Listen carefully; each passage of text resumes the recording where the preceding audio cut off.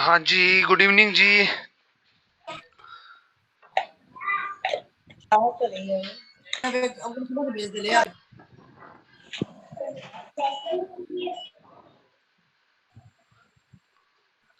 हाँ जी, voice is Audible.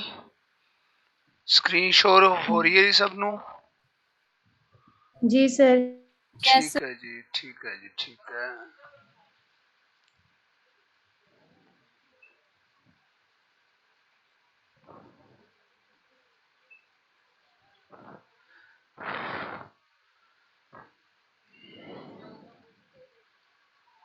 चलो जी, जल्दी से ज्वाइन हो जाइए आपा।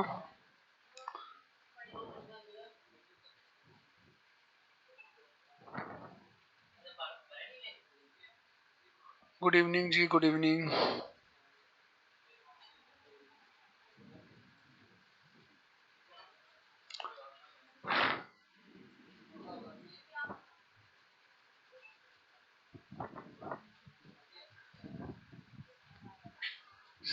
हाँ जी, हाँ जी, ठीक है जी। तबीयत आज, हाँ आज कंफर्टेबल हूँ मैं।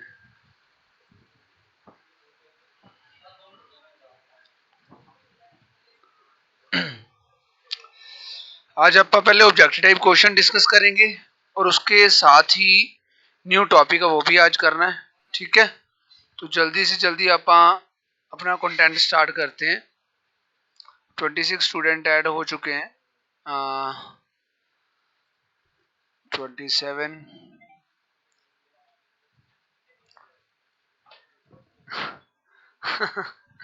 ठीक है निशु, पंजाबी ही यूज करदा।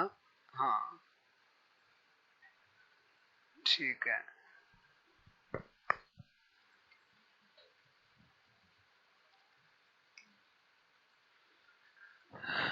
पंजाबी ਦੇ ਵਿੱਚ ਹੀ ਸਾਰੀ ਆਪਣੀ ਹੁੰਦੀ ਹੈ, ਬਟ ਜਦੋਂ ਮੈਂ ਨਾਰਮਲ ਗੱਲ ਕਰਦਾ ਤਾਂ ਹਿੰਦੀ ਜਾਂ ਇੰਗਲਿਸ਼ ਵਿੱਚ ਕੰਫਰਟੇਬਲ ਥੋੜਾ ਜਿਹਾ ਮਹਿਸੂਸ ਕਰਦਾ। ਤਾਂ ਉਹਦਾ ਕੋਈ ਪ੍ਰੋਬਲਮ ਨਹੀਂ ਹੈ, ਪੰਜਾਬੀ ਵਿੱਚ ਮਾਤ ਭਾਸ਼ਾ ਹੈ। ਨਾਲੇ ਨਵੀਂ ਆਪਣੀ ਜਿਹੜੀ ਪਾਲਿਸੀ ਉਹਦੇ ਵਿੱਚ ਕਿਹਾ ਗਿਆ ਹੈ ਘੱਟੋ ਘੱਟ 5ਵੀਂ ਜਮਾਤ ਤੱਕ ਜਿਹੜਾ ਹੈ। ਗੁੱਡ ਇਵਨਿੰਗ ਜੀ। ਆਪਾਂ ਉਹ ਗੁੱਡ ਇਵਨਿੰਗ ਸਾਨੀਆ ਨਿਰਮਲ। ਪੰਜਾਬੀ ਭਾਸ਼ਾ ਮਾਤ ਭਾਸ਼ਾ ਦਾ ਹੀ ਪ੍ਰਯੋਗ ਕਰੀਏ, ਹੈ ਨਾ। ਚਲੋ ਜੀ, ਸਕਰੀਨ ਤੁਹਾਡੇ ਸਾਹਮਣੇ ਹੈ। ਨੋਟਬੁੱਕ, ਪੈਨ, ਵਾਟਰ ਬੋਟਲ ਤੇ ਸੈਂਸਿਸ ਨੂੰ ਰੈਡੀ ਕਰ ਲਓ ਤੇ ਆਪਾਂ चलते हैं जी। Questions 1 ready. ठीक है जी। फर्स्ट क्वेश्चन ਤੁਹਾਡੇ ਸਾਹਮਣੇ है जी।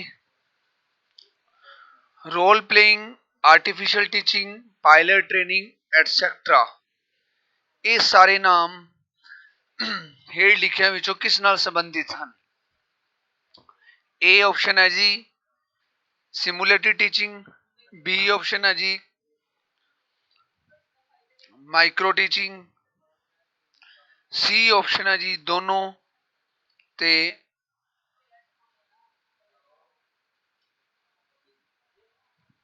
डी ऑप्शन है जी none of these. Reply fast. ठीक है,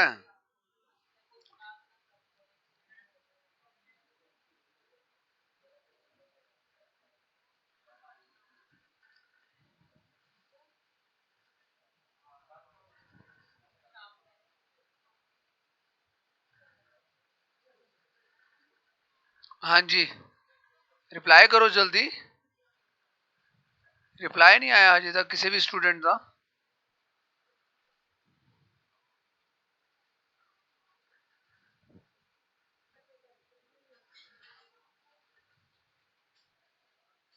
इतना टाइम तो लगता ही नहीं।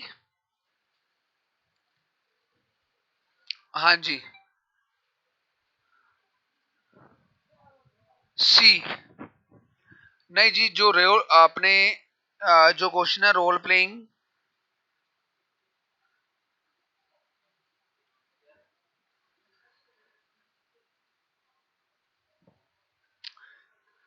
सी आंसर आ रहा है, रिप्लाई होर किन्ना दा आ रहा है ए, सुमन निशु ए, राइट जी। Role playing, artificial teaching, pilot training ਜਿਹੜੀਆਂ ਟਰਮਸ ਨੇ ਇਹ ਆਪਣੇ ਸਿਮੂਲੇਟਰੀ ਟੀਚਿੰਗ ਦੇ ਨਾਲ ਜੁੜੀਆਂ ਹੋਈਆਂ ਨੇ, ਠੀਕ ਹੈ ਜੀ। ਇਹ ਆਪਸ਼ਨ ਬਿਲਕੁਲ ਰਾਈਟ ਜੀ ਅੰਜਲੀ। ਹਾਂਜੀ ਹਾਂਜੀ ਜੀ, ਇਹ ਆਨਸਰ ਸਹੀ ਹੈ ਜੀ, ਸਿਮੂਲੇਟਡ ਟੀਚਿੰਗ ਜਿਹਦੇ ਵਿੱਚ ਅਸੀਂ ਆਪਣੇ ਕਨਸੈਪਟ ਨੂੰ ਰੋਲ ਪਲੇ ਕਰਦੇ ਹਾਂ। ਆਰਟੀਫਿਸ਼ੀਅਲ ਇੱਕ ਟੀਚਿੰਗ ਹੈ, ਮਾਈਕਰੋ ਟੀਚਿੰਗ ਦੇ ਵੀ ਉਸ ਹਿਸਾਬ ਨਾਲ ਹੈ, but micro teaching it's a different from the simulated teaching.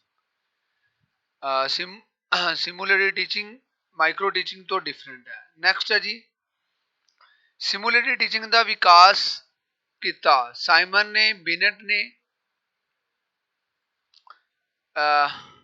क्रिकशैंक ने, हरलोक ने। इंपॉर्टेंट क्वेश्चन है जी, अच्छा है जी। सेकंड क्वेश्चन जल्दी नाल करो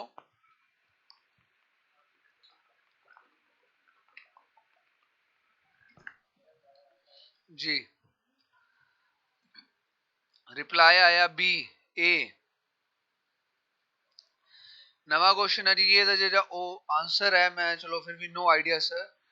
the answer is third, Cruickshank. Simulated teaching दी जी डेवलपमेंट है वो क्रिकशैंक ने की है, ठीक है जी। चलो, माइक्रो टीचिंग का प्रयोग सब तो पहला किसने किया? माइक्रो टीचिंग का क्वेश्चन आ गया जी अपने सामने। डिवाइड एलन, डिवाइड बैलन, डिवाइड एलन या नन ऑफ दीज। हाँ जी, माइक्रो टीचिंग का प्रयोग सब तो पहला किसने किया जी?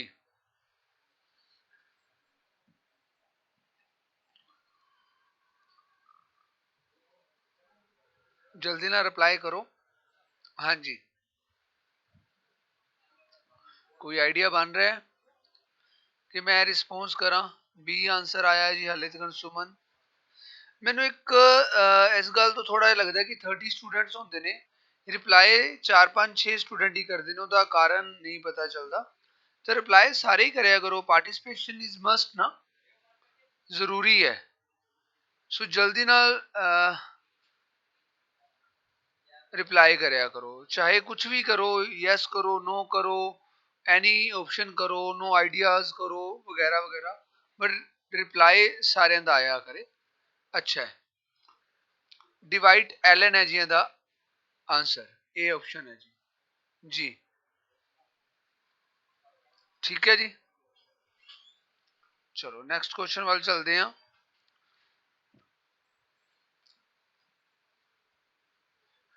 प्री सर्विस, इन सर्विस पद्धरां ते अध्यापकों के किते, किते है जी, किते मतलब कि प्रोफैशन।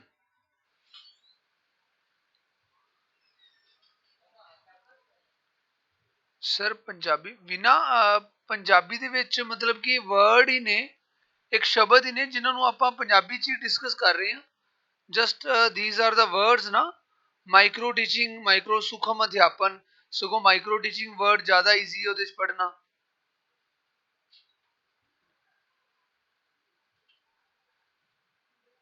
आएगा कम,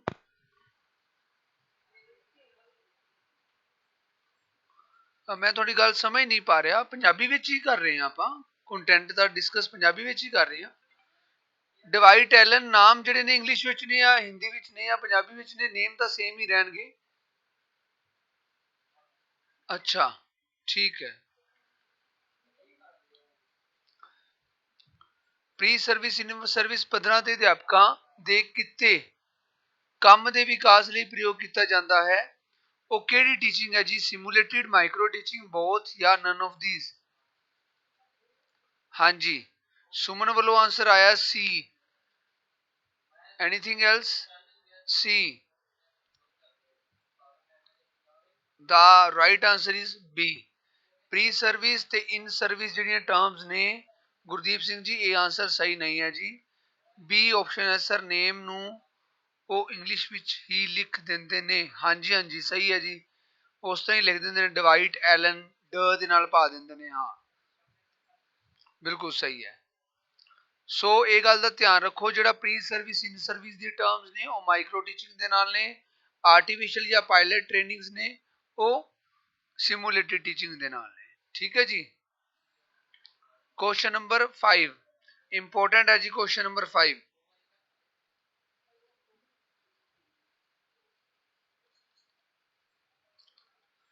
लगभग 5 मिनट 5 विद्यार्थी किसी एक कौशल ते पढ़ाना संभव होवे तां रिकॉर्डर का भी प्रयोग करना आदि किस नाल संबंधित हैं? Simulated, team teaching, micro teaching या none of these? C reply आ रहा है जी, सी। हाँ जी सही है जी रिप्लाई सी। हाले भी 6-7 बच्चों के रिस्पॉन्स आते हैं। जगदीप कौर का I think first time reply आया है जो का भी आप टीच कर रहे हैं। तो सी आंसर सानिया ठीक है। हाँ माइक्रो बिल्कुल राइट।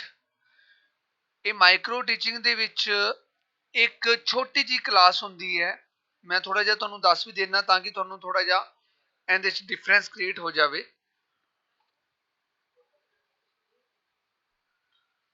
माइक्रो टीचिंग एक छोटी क्लास होंदी है जिस विच 5 विद्यार्थी बिठाए जाते हैं। 5 मिनट का कंटेंट होंदा है। एक स्किल मान लो ये कौशल आप डिस्कस कर लिया बीएड हुई है साडी सर ठीक है। सो एक स्किल आप यूज कर ली, क्वेश्चन आंसर स्किल। सो उस 5 minute they which question answer skill ते काम किया जाता है। सो माइक्रो टीचिंग का प्रयोग होंदा है सुखम अध्यापन ते जिहड़ी सिमुलेटेड जिहड़ा आंसर है सी है। सिमुलेटेड टीचिंग दे विच की होंदा है? सिमुलेटेड टीचिंग दे विच एक रियलिटी ते अध्यापक ते स्टूडेंट काम करते हैं। ठीक है जी। सिमुलेटेड जिन्हों असी कह देने वो रियल स्टूडेंट्स तो नहीं होंगे बट एक रियलिटी नू आर्टिफिशियल की तरह लॉन्ग क्लास दे विच पढ़ाया जाता है। एक लंबी क्लास जिवें आप नॉर्मल आप क्लास पढ़ा रहे होंगे स्कूल में जाके we can use so many techniques. हाँ ठीक है Nishu different different techniques and कौशल्स आप स्किल्स यूज करते हैं। सो सिमुलेटेड दे विच असी क्लास नू लंबी करते हैं। क्लास लंबी होंदी है एज इट इज जिवें कि आप एक स्कूल दे विच पढ़ान जा रहे हैं बट उहदे विच नकल टीचिंग दी हाँ टीचिंग दी नकल की जाती है। बिल्कुल राइट। तो उहदे विच क्लास लंबी चलती है, स्टूडेंट भी होंगे ने, टीचर्स भी होंगे ने, डिफरेंट टर्म्स होंगे ने। उस बाद गल करते हैं टीम टीचिंग की। टीम टीचिंग दे विच ये नोट कर लो तुसी इंपोर्टेंट टर्म पेपर विच पूछी जा सकती है। टीम टीचिंग दे विच एक तो ज़्यादा अध्यापक होंगे ने, एक तो ज़्यादा। कदे तुसी तुहाडे नाल कदे यूज हुई है या कदे तुसी एज अ टीचर अप्लाई किया है? टीम टीचिंग दे विच एक तो ज़्यादा अध्यापक होंगे ने। फॉर एग्जाम्पल मान लो आप क्लास दे विच डेमो क्लास में होता है सर ठीक है। क्लास दे विच मान लो आप जरनल अवेयरनेस का कोई टॉपिक करवा रहे हैं तो दो टीचर ਉਹਦੇ ਵਿੱਚ वर्क इकट्ठा किवें करते हैं। फॉर एग्जाम्पल एक टीचर ने करंट अफेयर्स नू ले लिया, एक टीचर ने ਉਹਦੇ ਨਾਲ रिलेटेड कुछ एग्जाम्पल्स ले लिया। सो एक टीचर करंट अफेयर्स नू डिफाइन कर रहा है तो साइड बाय साइड एक टीचर दूसरा टीचर ਉਹਦੀਆਂ एग्जाम्पल्स नू डिफाइन कर रहा है। सो ये जरनल अवेयरनेस या कोई भी हनी कंटेंट दे विच जो एक तो ज़्यादा टीचर डिस्कस करते हैं कंटेंट नू ਤਾਂ ਉਹ ਟੀਮ ਟੀਚਿੰਗ ਹੈ। Team teaching is interesting because students ਨੂੰ ਥੋੜਾ ਜਿਹਾ ਵੇਰੀਏਸ਼ਨ ਮਿਲਦਾ ਹੈ। ਸੋ ਇਹ ਟੀਮ ਟੀਚਿੰਗ ਮੋਸਟਲੀ ਹਾਇਰ ਜਦੋਂ ਆਪਾਂ ਰਿਸਰਚ ਵਰਕ ਦੇ ਵਿੱਚ ਜਾਂਦੇ ਆ ਜਾਂ ਹਾਇਰ ਸਟੱਡੀ ਦੇ ਵਿੱਚ ਜਾਂਦੇ ਆ ਉਦੋਂ ਟੀਮ ਟੀਚਿੰਗ ਨੂੰ ਜ਼ਿਆਦਾ ਪ੍ਰੈਫਰੈਂਸ ਦਿੱਤੀ ਜਾਂਦੀ ਹੈ। ਜਾਂ ਪ੍ਰੀ ਪ੍ਰਾਇਮਰੀ ਸਕੂਲ ਦੇ ਵਿੱਚ ਇਹ ਵੀ ਨੋਟ ਕਰ ਲਓ, ਪ੍ਰੀ ਪ੍ਰਾਇਮਰੀ ਸਕੂਲਸ ਦੇ ਵਿੱਚ ਜਿਹੜੇ ਪ੍ਰਾਈਵੇਟ ਸਕੂਲਸ ਨੇ ਜਾਂ ਹੁਣ ਤਾਂ ਆਪਣੇ ਗਵਰਨਮੈਂਟ ਸਕੂਲਸ ਓਪਨ ਹੋ ਰਹੇ ਨੇ, ਤਾਂ ਉਦੋਂ ਜਿਹੜੇ ਬੜੇ ਛੋਟੇ ਬੱਚੇ ਨੇ ਜਿਹੜੇ ਕਿ ਨਰਸਰੀ ਜਾਂ ਯੂਕੇਜੀ ਜਾਂ ਐਲਕੇਜੀ ਦੇ ਵਿੱਚ, ਉਸ ਕਲਾਸ ਦੇ ਵਿੱਚ 2 ਟੀਚਰਸ ਵੀ ਹੁੰਦੇ ਨੇ। ਇੱਕ ਟੀਚਰ ਸਟੱਡੀ ਕਰਵਾ ਰਿਹਾ ਹੈ ਤੇ ਇੱਕ ਟੀਚਰ ਉਹਨਾਂ ਦੀ ਨੋਟਬੁੱਕ ਨੂੰ ਚੈੱਕ ਕਰ ਰਿਹਾ ਹੈ। ਠੀਕ ਹੈ, ਸੋ ਉਹਦੇ ਲਈ ਡਿਸਕਸ ਕੀਤਾ ਜਾਂਦਾ ਜੀ। ਨੈਕਸਟ ਕੁਐਸਚਨ ਆ ਗਿਆ ਕਰਿਕੂਲਮ ਸ਼ਬਦ ਕਿਹੜੀ ਭਾਸ਼ਾ ਤੋਂ ਲਿਆ ਗਿਆ ਹੈ ਜੀ।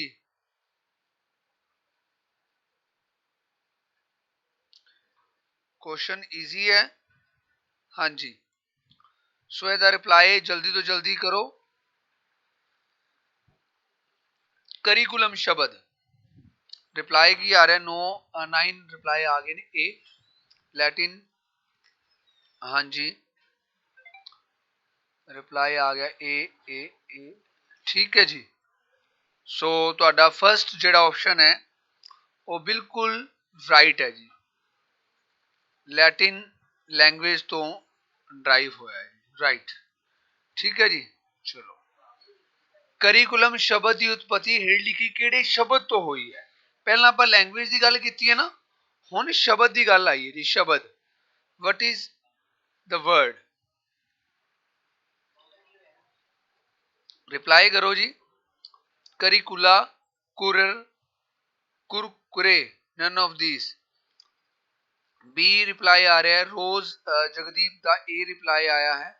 हाले भी कुछ 10-12 स्टूडेंट के रिप्लाई आते हैं। 30 रिप्लाई आन। मक्खन सिंह का रिप्लाई आया B, Sania Ahuja B, Saroj B जी।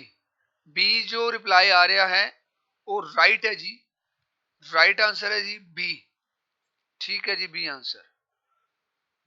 हाँ देखो अगर पार्टिसिपेशन करोगे ना, पार्टिसिपेशन करोगे तो ਇਹਦਾ मैं ਤੁਹਾਨੂੰ एक रीजन दस देना पार्टिसिपेशन क्यों जरूरी है। देखो ਜਿਹੜੇ स्मॉल चिल्ड्रंस ने ਉਹ ਤਾਂ नहीं भी कहोगे ना तो पार्टिसिपेट करनगे कोई भी काम होवे, बट ਹੁਣ ਦੇ ਕੰਮ ਦੇ ਵਿੱਚ ਅਸੀਂ ਜਦੋਂ ਪਾਰਟਿਸਿਪੇਟ ਨਹੀਂ ਕਰਦੇ ਤਾਂ ਉਹਦਾ ਮਤਲਬ ਹੈ ਕਿ ਅਸੀਂ ਆਪਣੀ ਸੈਂਸਿਸ ਨੂੰ ਕੁਝ ਹੱਦ ਤੱਕ ਯੂਜ਼ ਨਹੀਂ ਕਰ ਰਹੇ।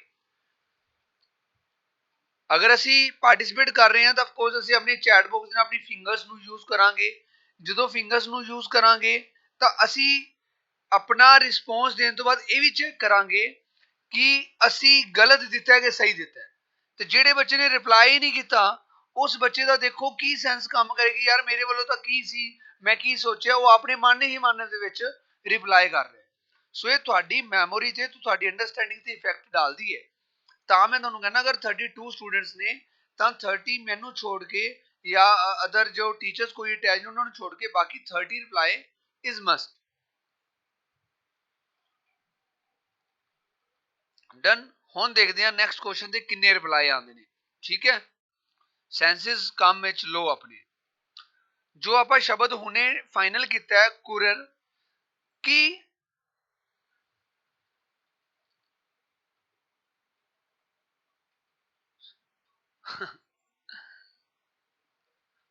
चलिए जी 8th क्वेश्चन आप कुरर फाइनल किया। हुण ਇਹਦਾ मीनिंग पूछिया कि लैटिन लैंग्वेज का जिहड़ा करिकुलम शब्द कुरर तो निकलिया, कुरर शब्द का मीनिंग की है, what is the meaning of this word. First option है जी to run, to change, to take and to give. Reply 30 reply मैनू आने चाहिए ने, मैं उदों ही चेक करांगा। एक रिप्लाई मेरे को आ गया है। 30 रिप्लाई फास्टली करो। 2 5 6 7 8 10 good good 11 12 senses 12 senses use हो चुकी ने। नाइस 13 15 17 18 इट मीनस पहला तुसी सो रहे सीगे, रिप्लाई हुण कर रहे हो। मैनू लगदा तुहानू रीइंफोर्स करना जरूरी है। Reinforcement like as a pre sorry interactive stage. 25 replies. Good. 26. 4 students are pending. 26 reply आ गए. रुक गया जी. मैं हूं चेक करदा रिप्लाई दा. ए सी ए रिप्लाई ज्यादा आ रहा है. ए टू रन ए रिप्लाई ज्यादा आया है. सी सुखराज कौर दा रिप्लाई सी है. ਇਹਦੇ ਵਿੱਚ ਥੋੜਾ ਜਿਹਾ ਤੁਸੀਂ ਮਾਈਂਡ ਕੁਝ ਸ਼ਰਮ ਕਰਨ ਦੀ ਲੋੜ ਨਹੀਂ, ਕਿਉਂਕਿ ਆਪਾਂ ਕਿਹੜਾ ਇੱਕ ਦੂਜੇ ਦੇ ਸਾਹਮਣੇ ਬੈਠੇ ਆ, ਗਲਤ ਹੋ ਵੀ ਰਿਹਾ ਤਾਂ ਕੋਈ ਨੋ ਇਸ਼ੂ. ਕਈ ਵਾਰੀ ਆਪਾਂ ਨੂੰ ਲੱਗਦਾ ਕਿ ਆਪਾਂ ਕਲਾਸ ਵਿੱਚ ਬੈਠੇ ਆ ਤਾਂ ਗਲਤ ਜਵਾਬ ਦੇਵਾਂਗੇ, ਤਾਂ ਅਸੀਂ ਖੁਦ ਇਸ ਤਰ੍ਹਾਂ ਇਨਸਲਟਿੰਗ. ਮੈਂ ਤੁਹਾਨੂੰ ਉਸ ਦਿਨ ਗੱਲ ਕੀਤੀ ਹੈ, ਉਹ ਕਹਿੰਦੇ ਨੇ रिस्पेक्ट और इंसल्ट व्यक्ति के खुद के ऊपर निर्भर करती है, उसको जो चाहे वो उसी को अपना ले, है ना. ਅਸੀਂ ਇਦਾਂ ਹੀ ਬੈਠੇ ਹੁੰਨੇ ਆ, ਛੋਟੀ ਜੀ ਗੱਲ ਤੇ ਅਸੀਂ ਖੁਦ ਹੀ ਐਵੇਂ ਇਨਸਲਟ ਆਪਣੇ ਆਪ ਨੂੰ ਫੀਲ ਕਰਨ ਲੱਗ ਪੈਂਦੇ ਆ. ਚਾਟ ਪੀਣੀ ਪੈਣੀ ਓਏ, ਠੀਕ ਹੈ ਨਾ. ਮੈਂ ਕਿਤੇ ਗਿੱਲਾ ਕਰ ਲੈ. ਸੋ ਇਹ ਚੀਜ਼ਾਂ ਦਾ ਤੁਸੀਂ ਖੁਦ ਧਿਆਨ ਰੱਖੋ.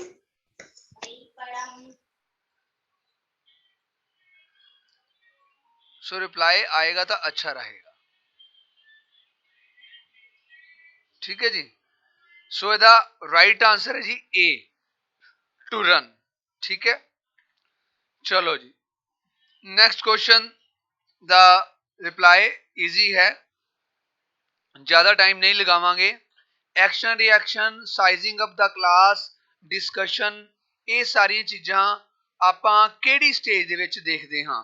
ਠੀਕ ਹੈ, ਇਹ ਕੁਐਸਚਨ ਤੁਹਾਡੀ ਰਿਕਾਲਿੰਗ ਵਾਲੇ ਨੇ ਕਿ ਤੁਸੀਂ ਇਹ ਕੰਮ ਕਰ ਲਿਆ ਤਾਂ ਅਸੀਂ ਉਸ ਚੀਜ਼ ਨੂੰ ਐਕਟਿਵ ਕਰ ਲਈਏ, ਹੈ ਨਾ. बी बिल्कुल सही है जी, इंटरएक्टिव. ठीक है जी, ठीक है. बस ये इजी क्वेश्चन है. बी आ गया. हाँ, रिप्लाई आ रहा है. गुड गुड, वेरी नाइस जी, बहुत अच्छे. चलो जी next. Simulated is a control representation of reality. Simulation ਜਿਹੜੀ ਹੈ ਟੀਚਿੰਗ ਹੈ, ਉਹ ਇੱਕ ਕੰਟਰੋਲ ਰਿਪਰੈਜ਼ੈਂਟੇਸ਼ਨ ਹੈ ਕਿਹਦੇ ਉੱਪਰ, ਰਿਐਲਿਟੀ ਉੱਪਰ. ਵੀ ਕਹਿਣ ਦਾ ਮਤਲਬ ਵੀ ਆਪਾਂ ਟੀਚਿੰਗ ਕਰ ਰਿਐਲਿਟੀ ਵਿੱਚ ਤਾਂ ਨਹੀਂ ਕਰ ਰਹੇ, ਪਰ ਰਿਐਲਿਟੀ ਦੇ ਉੱਪਰ ਇੱਕ ਕੰਟਰੋਲ ਰਿਪਰੈਜ਼ੈਂਟੇਸ਼ਨ ਹੈ. ਇਹ ਪਰਿਭਾਸ਼ਾ ਫਿੰਕ ਨੇ ਦਿੱਤੀ ਹੈ. ਫਿੰਕ ਨੇ, ਫਿੰਕ.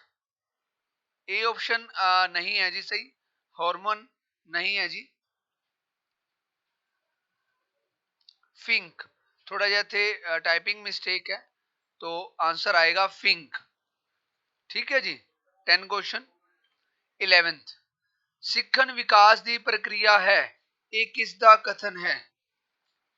ठीक है,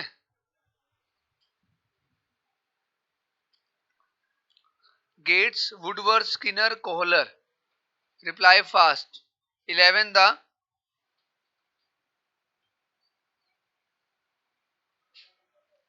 सिखन विकास की प्रक्रिया है. Be right answer, Woodworth. हाँ जी, बिल्कुल सही है जी. 11 था बी. क्लियर.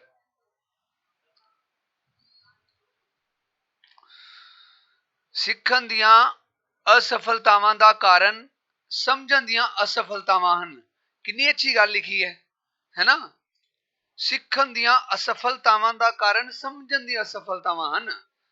थोड़ी लर्निंग क्यों नहीं होंदी, या किसी बच्चे की लर्निंग क्यों नहीं होंदी, लैक ऑफ अंडरस्टैंडिंग.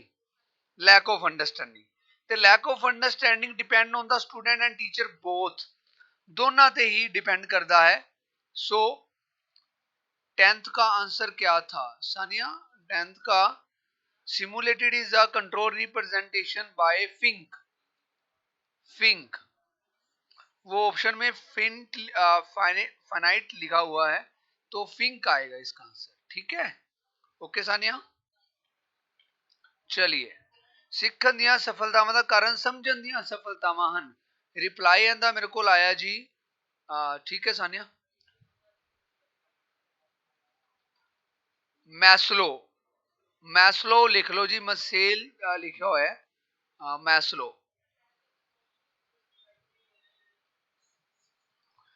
ਮੈਸਲੋ ਦਾ ਇੱਕ ਸਿਧਾਂਤ ਹੈ ਜੀ ਮਾਨਵਤਾਵਾਦੀ ਸਿਧਾਂਤ, ਜਿਹਨੂੰ ਜ਼ਰੂਰਤਾਂ ਦਾ ਸਿਧਾਂਤ ਵੀ ਕਿਹਾ ਜਾਂਦਾ ਹੈ। ਬੜਾ ਅੱਛਾ ਸਿਧਾਂਤ ਹੈ ਜੀ। ਅਗਰ ਕੋਈ ਕੰਸੈਪਟ ਆਪਣੇ ਉਹਦੇ ਵਿੱਚ ਆਏਗਾ ਤਾਂ ਆਪਾਂ ਉਹਨੂੰ ਡਿਫਾਈਨ ਜ਼ਰੂਰ ਕਰਾਂਗੇ। ਮਾਨਵਤਾਵਾਦੀ ਸਿਧਾਂਤ, ਜ਼ਰੂਰਤਾਂ ਦਾ ਸਿਧਾਂਤ। ਚਲਿਏ, ਕੋਹਲਰ ਦਾ ਸਿੱਖਣ ਸਿਧਾਂਤ ਨੂੰ ਇਹ ਲਿਖੇ ਨਾਲ ਜਾਣਿਆ ਜਾਂਦਾ ਹੈ। ਕਰੋ ਜੀ ਰਿਪਲਾਈ। ਕੱਲ ਆਪਾਂ ਡਿਸਕਸ ਕੀਤੇ ਨਾ ਸਾਰਾ ਕੁਝ, ਹੈ ਨਾ? ਕੱਲ ਹੀ ਡਿਸਕਸ ਹੋਇਆ ਨਾ, ਤਾਂ ਅੱਜ ਦੇਖੋ ਰਿਕਾਲਿੰਗ ਹੋ ਰਹੀ ਹੈ। ਰਿਪਲਾਈ ਕਰੋ ਫਾਸਟ। ਆਪਾਂ ਇਸ ਤੋਂ ਬਾਅਦ ਨਵਾਂ ਟੌਪਿਕ ਵੀ ਅੱਜ ਕਰਨਾ ਹੈ, ਕੰਪਲੀਟ ਕਰਨਾ ਹੈ। ਸੀ ਆਪਸ਼ਨ ਆ ਗਿਆ ਜੀ। ਕੋਹਲਰ ਭਾਜੀ ਨੇ ਜਿਹੜਾ ਰਿਪਲਾਈ ਕੀਤਾ ਹੈ ਉਹ ਹੈ ਜੀ insight. Insight learning theory. Kohler ਭਾਜੀ ਨੇ ਇਨਸਾਈਟ ਲਰਨਿੰਗ ਥਿਊਰੀ ਦੇ ਕਿਹਦੇ ਲਈ ਪ੍ਰਯੋਗ ਕੀਤਾ ਸੀ? ਚਿੰਪੈਂਜੀ, ਜਿਹਦਾ ਨਾਮ ਸੀ Sultan, not a Salman Khan. Okay, Sultan. ਹਾਂਜੀ ਹਾਂਜੀ, मूवी देखी हुई है सारे ने सुल्तान? सुल्तान मूवी। चलो ਇਹਦੇ ਬਾਰੇ ਆਪਾਂ ਥੋੜਾ ਬਹੁਤ ਬਾਅਦ ਵਿੱਚੋਂ ਕਰਦੇ ਹਾਂ। नो ठीक है जी। ਮੱਖਾ ਸਿੰਘ ਜੀ ਸੀ। ਥੋਰਨਡਾਈਕ ਦਾ ਸਿੱਖਣ ਦਾ ਮੁੱਖ ਨਿਯਮ ਨਹੀਂ ਹੈ। ਨੈਗੇਟਿਵ ਸੈਂਸ ਦਾ ਕੁਐਸਚਨ ਆ ਗਿਆ ਜੀ। ਨਹੀਂ ਹੈ। ਥੋਰਨਡਾਈਕ ਦਾ ਸਿੱਖਣ ਦਾ ਨਿਯਮ ਨਹੀਂ ਹੈ। ਤਤਪਰਤਾ ਦਾ ਨਿਯਮ ਹੈਗਾ, ਅਭਿਆਸ ਦਾ ਨਿਯਮ ਹੈਗਾ, परिणाम ਦਾ ਨਿਯਮ ਹੈ ਜੀ। दृष्टिकोण ਦਾ ਨਿਯਮ नहीं है। So right answer is B. Good, right answer केड़ा जी? बी। राइट है जी, राइट। चलो, ਸਿੱਖਣ ਦੇ ਪ੍ਰਕਿਰਿਆ ਦੇ ਇੱਕ ਚਰਨ ਦੇ ਰੂਪ ਵਿੱਚ ਬੱਚਿਆਂ ਦੀਆਂ ਭੁੱਲਾਂ ਦਾ ਪਤਾ ਲਗਾਉਣ ਲਈ ਅਧਿਆਪਕ ਹੇਠ ਲਿਖੇ ਚੋਂ ਕਿਸ ਦੀ ਜਾਣਕਾਰੀ ਜ਼ਰੂਰੀ ਹੈ? ਹਾਂਜੀ,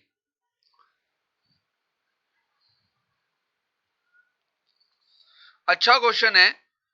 15th क्वेश्चन आराम ਦੇ ਨਾਲ ਪੜੋ। ਸਿੱਖਣ ਦੇ ਪ੍ਰਕਿਰਿਆ ਦੇ ਇੱਕ ਚਰਨ ਦੇ ਰੂਪ ਵਿੱਚ ਬੱਚੇ ਦੀਆਂ ਭੁੱਲਾਂ ਦਾ ਪਤਾ ਲਗਾਉਣ ਲਈ ਅਧਿਆਪਕ ਹੇਠ ਲਿਖੇ ਜੋ ਕਿਸ ਦੀ ਜਾਣਕਾਰੀ ਜ਼ਰੂਰੀ ਕਰੇਗਾ? ਗੁਰਦੀਪ ਨੇ ਡੀ ਰਿਪਲਾਈ ਕੀਤਾ ਹੈ, ਮੋਨਿਕਾ ਨੇ ਵੀ ਡੀ ਰਿਪਲਾਈ ਕੀਤਾ ਹੈ। ਸਿੱਖਣ ਦੇ ਵੈਕਲਪਿਕ ਧਾਰਨਾਵਾਂ, ਸਿੱਖਣ ਨੂੰ ਪ੍ਰਭਾਵਿਤ ਕਰਨ ਵਾਲੇ ਕਾਰਨ, ਸਿੱਖਣ ਵਾਲੇ ਦੀ ਸਮਾਜਿਕ ਆਰਥਿਕ ਸਥਿਤੀ, ਉਪਰੋਕਤ ਸਾਰੇ। ਟੂ ਆਲ।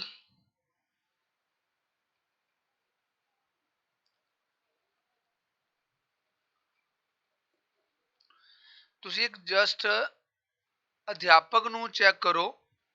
ਅਧਿਆਪਕ ਦੇਖੋ, as a teacher, as a teacher ਮੰਨ ਲਓ ਮੈਂ ਤੁਹਾਨੂੰ ਐਜ਼ ਅ ਟੀਚਰ ਡੀਲ ਕਰ ਰਿਹਾ ਨਾ, ਹੈ ਨਾ? ਅਗਰ ਤੁਹਾਡੀਆਂ ਕੁਝ ਫੋਰਗੈਟਿੰਗ ਟਰਮਸ ਨੇ ਤਾਂ ਮੈਂ ਤੁਹਾਡੀ ਸੋਸ਼ਲ ਇਕਨੋਮਿਕ ਸਥਿਤੀ ਨੂੰ ਪਹਿਲਾਂ ਨਹੀਂ ਜਾਣਾਂਗਾ, ਉਹਦੇ ਵਿੱਚ ਮੇਰਾ ਕੋਈ ਇੰਟਰਸਟ ਨਹੀਂ ਹੋਏਗਾ। ਹਾਂ ਠੀਕ ਹੈ, ਅਗਰ ਮੈਂ ਐਜ਼ ਅ ਗਾਈਡ ਜਾਂ ਐਜ਼ ਅ ਸਾਈਕੋਲੋਜਿਸਟ ਤੁਹਾਨੂੰ ਡੀਲ ਕਰਾਂ ਫਿਰ ਮੈਂ ਸਾਰਾ ਕੁਝ ਜਾਣਾਂਗਾ। ਅਗਰ ਮੈਂ ਐਜ਼ ਅ ਟੀਚਰ ਤੁਹਾਡੇ ਨਾਲ ਡਿਸਕਸ ਕਰਾਂ ਤਾਂ ਬੀ ਆਪਸ਼ਨ ਇਜ਼ ਕਰੈਕਟ।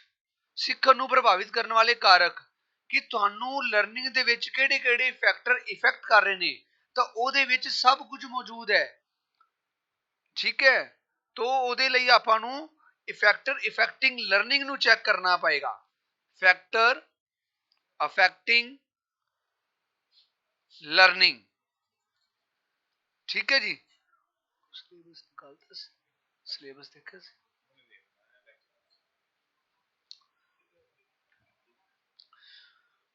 ਥੋਰਨਡਾਈਕ ਨੇ ਸਿੱਖਣ ਦਾ ਨਿਯਮ ਦਿੱਤਾ ਹੈ।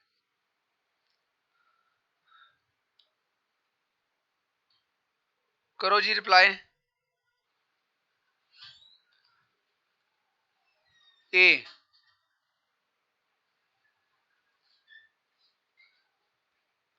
सही है जी, सही है, प्रभाव का नियम। चलो जी, प्रगतिवादी शिक्षा in English it's called progressive education. Progressive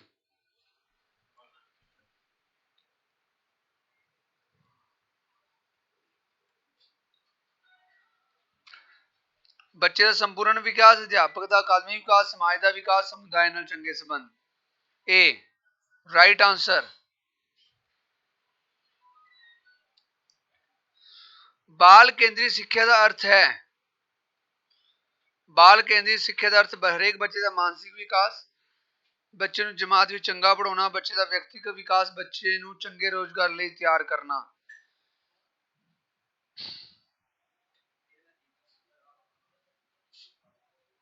ਹਾਂਜੀ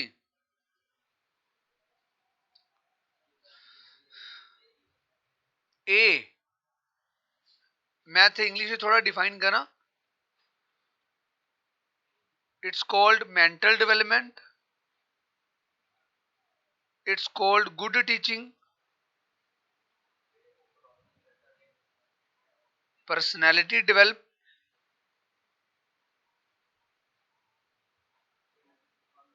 गुड जॉब और प्रोफैशन। दसो हुण दसो।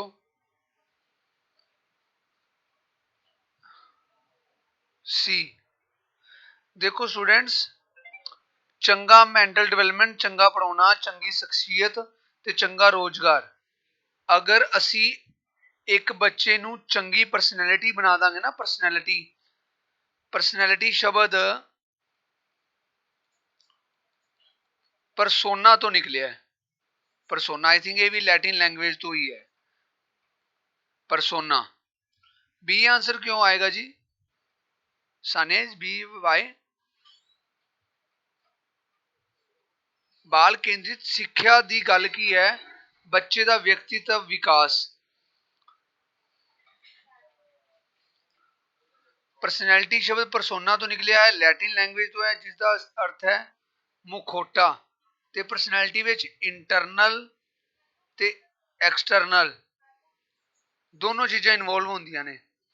ते जेकर असी इस तरह की एजुकेशन दईए जिहदे नाल बच्चे का परसनैलिटी पूरी तरह डिवेलप हो जाए, तो मेरे ख्याल नाल उस तो वधिया होर कुछ हो नहीं सकता।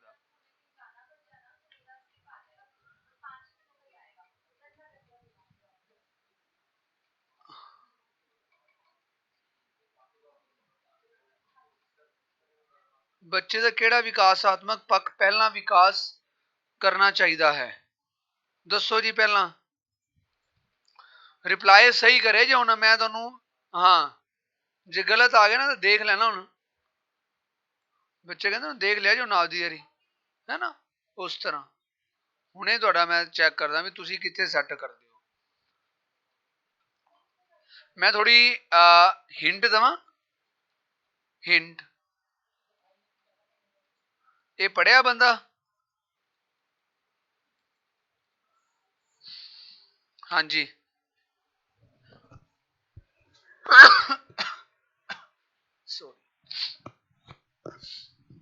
हाँ जी पढ़िया जी ये बंदा, लिखिया जो मैं।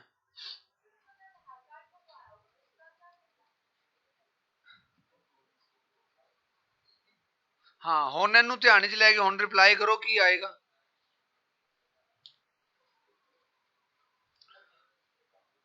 अंजलि ने जवाब नहीं दिता। सुमन, मनप्रीत, कृष्णा दा बी।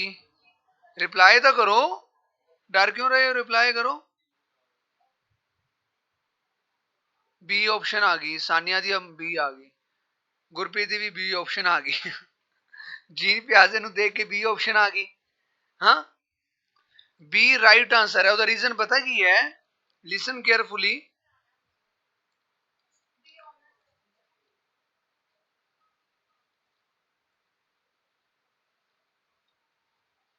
सेंसरी मोटर स्टेज,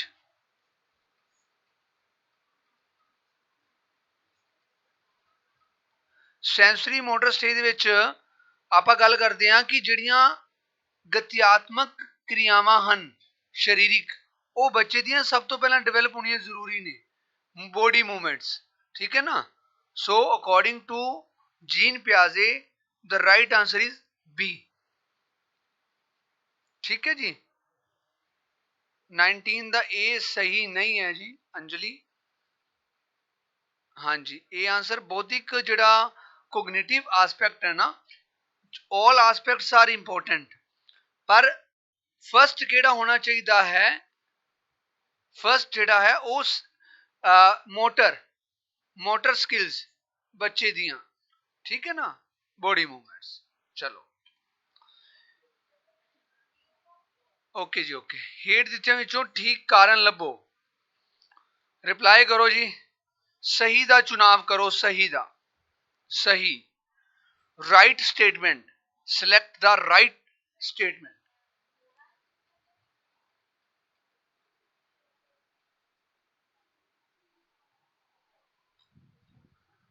जी रिप्लाई आया एक बच्चे दा, दो दा आ गया। अंजलि ने रिप्लाई किया सी, सुमन दा भी सी, राजकौर दा, सुखराज, विना दा ए, बाकी सी रिप्लाई आ रहे सी।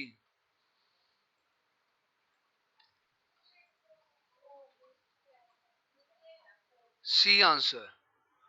देखो शारीरिक सेहत मानसिक सेहत की बजाय जरूरी है, मानसिक सेहत शारीरिक सेहत की बजाय जरूरी है, मानसिक अंतर संबंध दोवें ही जरूरी हैं, ठीक है। तो ये सी ऑप्शन ही आएगी जी राइट, ठीक है ना, सी ऑप्शन इज करेक्ट, ठीक है। नेक्स्ट 21, एक विद्यार्थी की गणित विच उपलब्धि रुझान की बजाय घट उसनूं लोड़ है। इंपोर्टेंट ते बड़ा प्यारा क्वेश्चन है, ਇਹਦਾ ਮੈਨੂੰ 30 ਦੇ 30 ਸਟੂਡੈਂਟਸ ਅਗਰ ਜਵਾਬ ਦੇ ਦਿੱਤਾ ਜਿਨ੍ਹਾਂ ਨੇ ਸਹੀ, ਤਾਂ ਮੈਂ ਇਹ ਇਸ ਕੁਐਸਚਨ ਤੋਂ ਆਬਜ਼ਰਵ ਕਰਾਂਗਾ ਕਿ ਤੁਹਾਡੀ ਜੋ ਸਾਈਕੋਲੋਜੀ ਹੈ ਉਹ ਇੱਕ ਸਟੈਪ ਅੱਗੇ ਹੋ ਚੁੱਕੀ ਹੈ। ਕੁਐਸਚਨ ਨੂੰ ਧਿਆਨ ਨਾਲ ਪੜੋ। ਇੱਕ ਬੱਚਾ ਹੈ, ਉਹਦੀ ਗਣਿਤ ਵਿੱਚ ਉਪਲਬਧੀ ਰੁਝਾਨ ਘੱਟ ਹੈ, ਤਾਂ ਉਹਦੇ ਲਈ ਕੀ ਜ਼ਰੂਰੀ ਹੈ? ਅਲੱਗ ਤੋਂ ਕੋਚਿੰਗ ਦੀ, ਯਾਦਾਸ਼ਤ ਵਿਧੀਆਂ ਦੀ ਸਿਖਲਾਈ ਦੇ ਲਈ, ਮੈਮੋਰੀ ਲਰਨਿੰਗ ਟ੍ਰੇਨਿੰਗ ਦੀ, सब तो वधिया अध्यापन मतलब कि गुड टीचिंग वास्ते, या गाइडेंस दी। सी अनिल कुमार ने डी रिप्लाई किया, डी। हुणे गल मैं तुहानूं दस्सां, तुसी कल आपां ही कल ही डिस्कस किया कि सर असी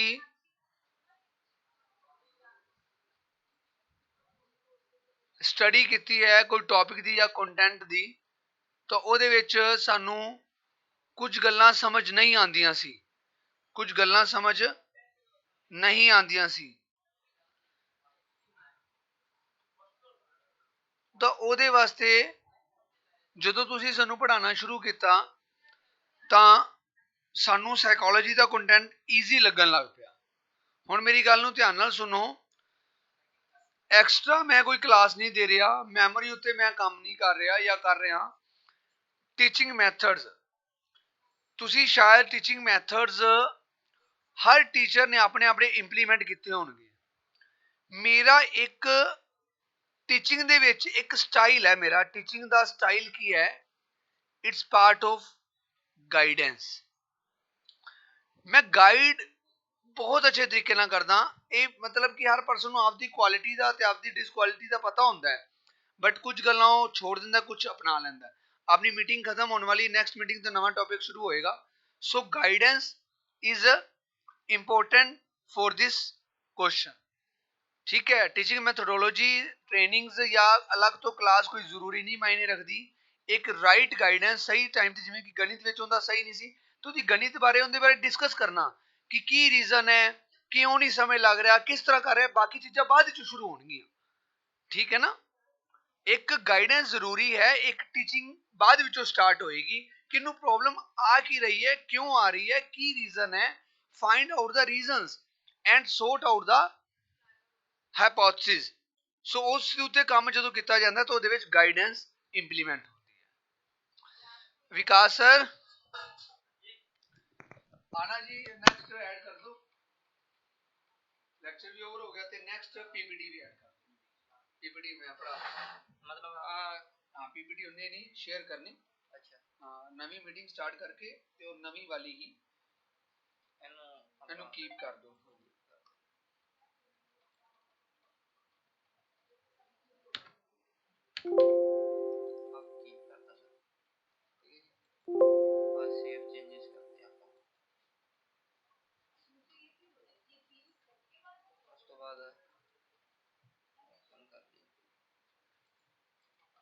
ਇਹ ਨਹੀਂ ਸੀ, ਇਹ ਤਾਂ ਪੜਾ ਦਿੱਤੀ ਤੇ ਆ ਕਰ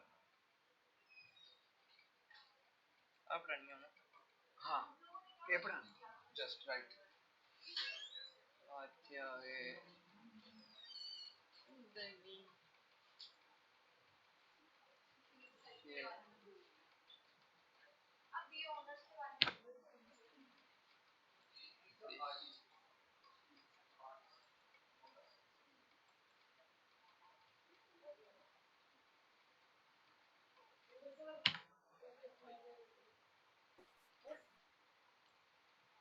अच्छा ये जोली मंगा सर तो बहुत अच्छा करवाते हैं। एल्बम निकालनी अच्छा अच्छा गांधी है। She is a painter, free hand paintings। ਤੁਸੀਂ ਆਦੀ ਸ਼ਕਲ ਦਿਓ ਸੂਟਸ ਦੇ ਉੱਪਰ ਡਿਜ਼ਾਈਨਿੰਗ। ਤੁਸੀਂ ਉਹਦਾ ਨਗਮਾ ਦਾ ਪੇਜ ਤਾਂ ਲਾਈਕ ਕਰ ਦਿਓ ਫੇਸਬੁੱਕ ਤੇ ਨਗਮਾ ਜ਼ਾਟ ਜਿਹੜਾ ਜਿਹੜੇ ਹੈ ਨਗਮਾ ਜ਼ਾਟ ਜ਼ਾਟ ਨਗਮਾ's art and ਉਹ ਭੈਣੇ ਅੰਦਰ ਪਿਆ ਤੇਰਾ ਚਿੱਟਾ ਕੱਪੜਾ ਕਿਆ ਸੁਣਦਾ ਹੀ ਨਹੀਂ। होगी विकास भाई। हाँ जी हो गए ज्वाइन, क्या बात है जी। Students admit all done. चलिए हाँ जी लास्ट क्वेश्चन हो गया था ना क्लियर। ठीक है न्यू पीपीटी ਆਪਾਂ ਕਰ ਰਹੇ ਸੀ। ਸੋ ਕੋਈ ਵੀ ਮੰਨ ਲਓ ਮੇਜਰ ਪ੍ਰੋਬਲਮ ਹੁੰਦੀ ਨਾ ਤਾਂ ਉਹਦੇ ਲਈ ਟੀਚਿੰਗ ਮੈਥੋਡੋਲੋਜੀਜ਼ ਨੂੰ ਜ਼ਿਆਦਾ ਨਹੀਂ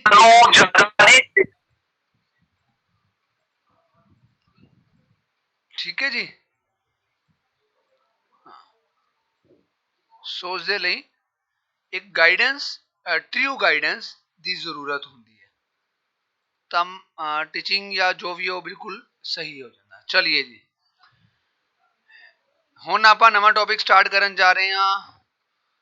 are you ready for learning?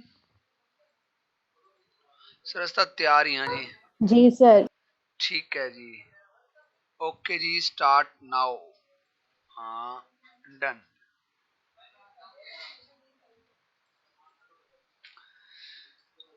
हाँ जी न्यू टॉपिक मैं ਤੁਹਾਨੂੰ ਪਹਿਲੇ ਦਿਖਾ ਦਿਆਂ ਵੀ ਆਪਣਾ ਟੌਪਿਕ ਜਿਹੜਾ ਹੈ ਲਰਨਿੰਗ ਆਊਟਕਮਸ। ਕੁਝ ਬੱਚਿਆਂ ਦੇ कैमराज ऑन ने प्लीज कैमरा ऑफ कर लो अगर बाय मिस्टेक हो गया था। टॉपिक है जी अपना learning outcomes CCE assessment in pre primary.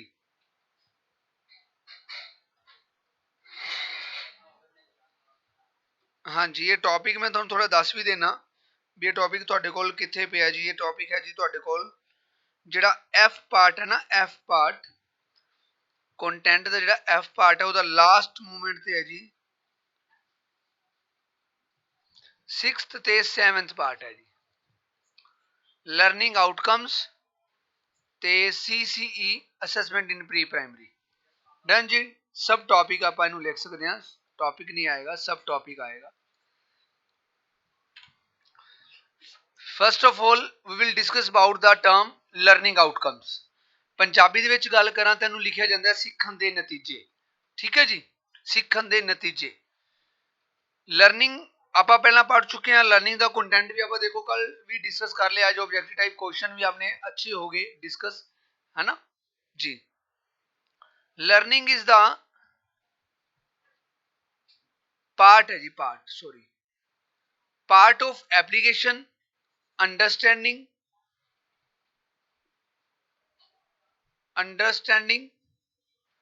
Cramming etcetera. Learning में आप बहुत कुछ करते हैं लर्न करके लागू भी करते हैं ਉਹਦੀ ਸਮਝ ਵੀ ਕਰਦੇ ਆ ਉਹਨੂੰ ਰੱਟਾ ਵੀ ਲਗਾਉਂਦੇ ਆ ਉਹਨੂੰ ਯਾਦ ਵੀ ਕਰਦੇ ਆ।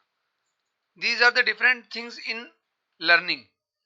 outcomes की outcomes नतीजे a possible result of an experiment।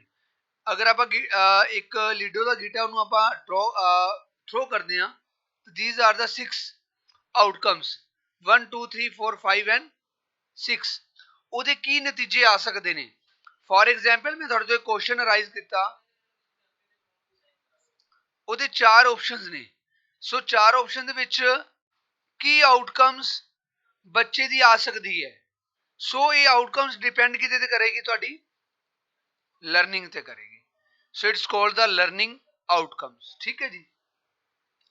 General ਤੌਰ ਤੇ ਆਪਾਂ ਇਹਦੇ ਬਾਰੇ ਕੁਛ ਇਹਦੇ ਫਿਕਸਡ ਆਊਟਕਮਸ ਨਹੀਂ ਹੈਗੇ, ਬਟ ਫਿਰ ਵੀ ਆਪਾਂ ਕੁਛ ਇਹਦੇ ਜਿਹੜੇ ਆਊਟਕਮਸ ਡਿਸਾਈਡ ਕੀਤੇ ਨੇ ਉਹਦੇ ਬਾਰੇ ਆਪਾਂ ਪੜ੍ਹ ਲੈਂਦੇ ਆ। ਸੋ ਇਹ ਸਾਹਮਣੇ ਤੁਹਾਡੇ ਕਿਹੜੇ ਕਿਹੜੇ ਨੇ? Intellectual, cognitive, verbal, motor and attitude. Note ਕਰ ਲਓ, ਇਹਦੇ ਬਾਰੇ ਆਪਾਂ ਡਿਸਕਸ ਇੱਕ ਇੱਕ ਕਰਕੇ ਕਰਦੇ ਹਾਂ ਜੀ। ਜੀ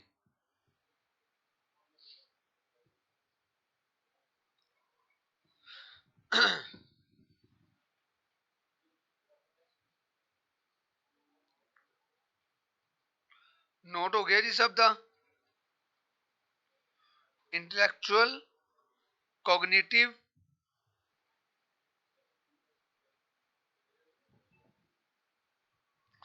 ਵਰਬਲ, ਮੋਟਰ ਤੇ ਐਟੀਟਿਊਡ ਜੀ।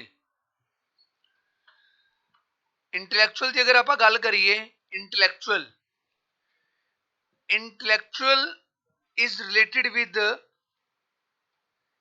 intelligence। ਪੰਜਾਬੀ ਚ ਗੱਲ ਕਰਦੇ ਹਾਂ ਬੁੱਧੀ। cognition is related with knowledge, it's called ਗਿਆਨ, ਗਿਆਨਾਤਮਕਤਾ। ਠੀਕ ਹੈ ਨਾ, ਗਿਆਨਾਤਮਕਤਾ। ਵਰਬਲ ਆਊਟਕਮਸ, ਇੰਟੈਲੈਕਚੁਅਲ ਆਊਟਕਮਸ ਜਿਵੇਂ ਆਪਾਂ ਕੀ ਨੋਰਮਲ ਆਪਾਂ ਗੱਲ ਕਰਦੇ ਹਾਂ। ਮੈਂ ਤੁਹਾਨੂੰ ਕੋਈ ਬੱਚਾ ਮੈਨੂੰ ਡਿਫਰੈਂਸ ਕ੍ਰੀਏਟ ਕਰ ਸਕਦਾ ਹੈ? ਵਟ is the difference between intelligence and knowledge? Anyone else? ਬੁੱਧੀ ਤੇ ਗਿਆਨ ਵਿੱਚ ਕੀ ਅੰਤਰ ਹੈ? ਕੋਈ ਵੀ ਇੱਕ student, what is the difference between intelligence and knowledge? Mic unmute करके। हाँ जी निशु।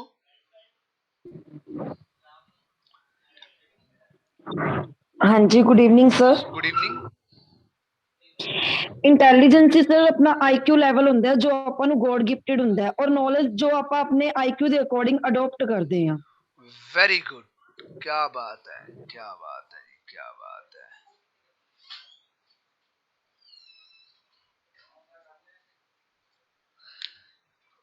अगर आप गागरे सागर भरीए, सानिया ने रिप्लाई किया knowledge is a learning of different skill. Intelligence ਨੂੰ ਆਪਾਂ ਗੱਲ ਕਰੀਏ ਜਨਮਜਾਤ ਹੈ, ਬੁੱਧੀ ਜਨਮਜਾਤ ਹੈ, ਤੇ ਜਿਹੜਾ ਗਿਆਨ ਹੈ ਉਹ ਟਾਈਮ ਟੂ ਟਾਈਮ ਯੂਜ਼ ਹੁੰਦਾ। ਹੁਣ ਨਿਸ਼ੂ ਨੇ ਜੋ ਰਿਪਲਾਈ ਕੀਤਾ ਹੈ, ਚਲੋ ਮੈਂ ਤੁਹਾਡੇ ਤੋਂ ਕੁਐਸਚਨ ਪੁੱਛਦਾ। ਨਿਸ਼ੂ ਨੇ ਹੁਣੇ ਅਨਮਿਊਟ ਕਰਕੇ ਰਿਪਲਾਈ ਕੀਤਾ ਨਾ, ਜਿਹੜਾ ਹੁਣ ਨਿਸ਼ੂ ਨੇ ਰਿਪਲਾਈ ਕੀਤਾ ਹੈ ਉਹ ਇੰਟੈਲੀਜੈਂਸ ਹੀ ਹੈ ਕਿ ਨੌਲੇਜ ਹੈ? ਇਸ ਚੀਜ਼ ਦਾ ਰਿਪਲਾਈ ਕਰੋ। ਆਪਾਂ ਕੁਐਸਚਨ ਬਣਾ ਦੇਣੇ ਆ ਨਿਸ਼ੂ ਤੇ, है ना निशु? लो जी, निशु स्टूडेंट ने जो रिप्लाई किया है वो हेठ लिखिया विचों की है? इंटैलीजेंसी है, नॉलेज है, बोथ है या none of these? Reply fast.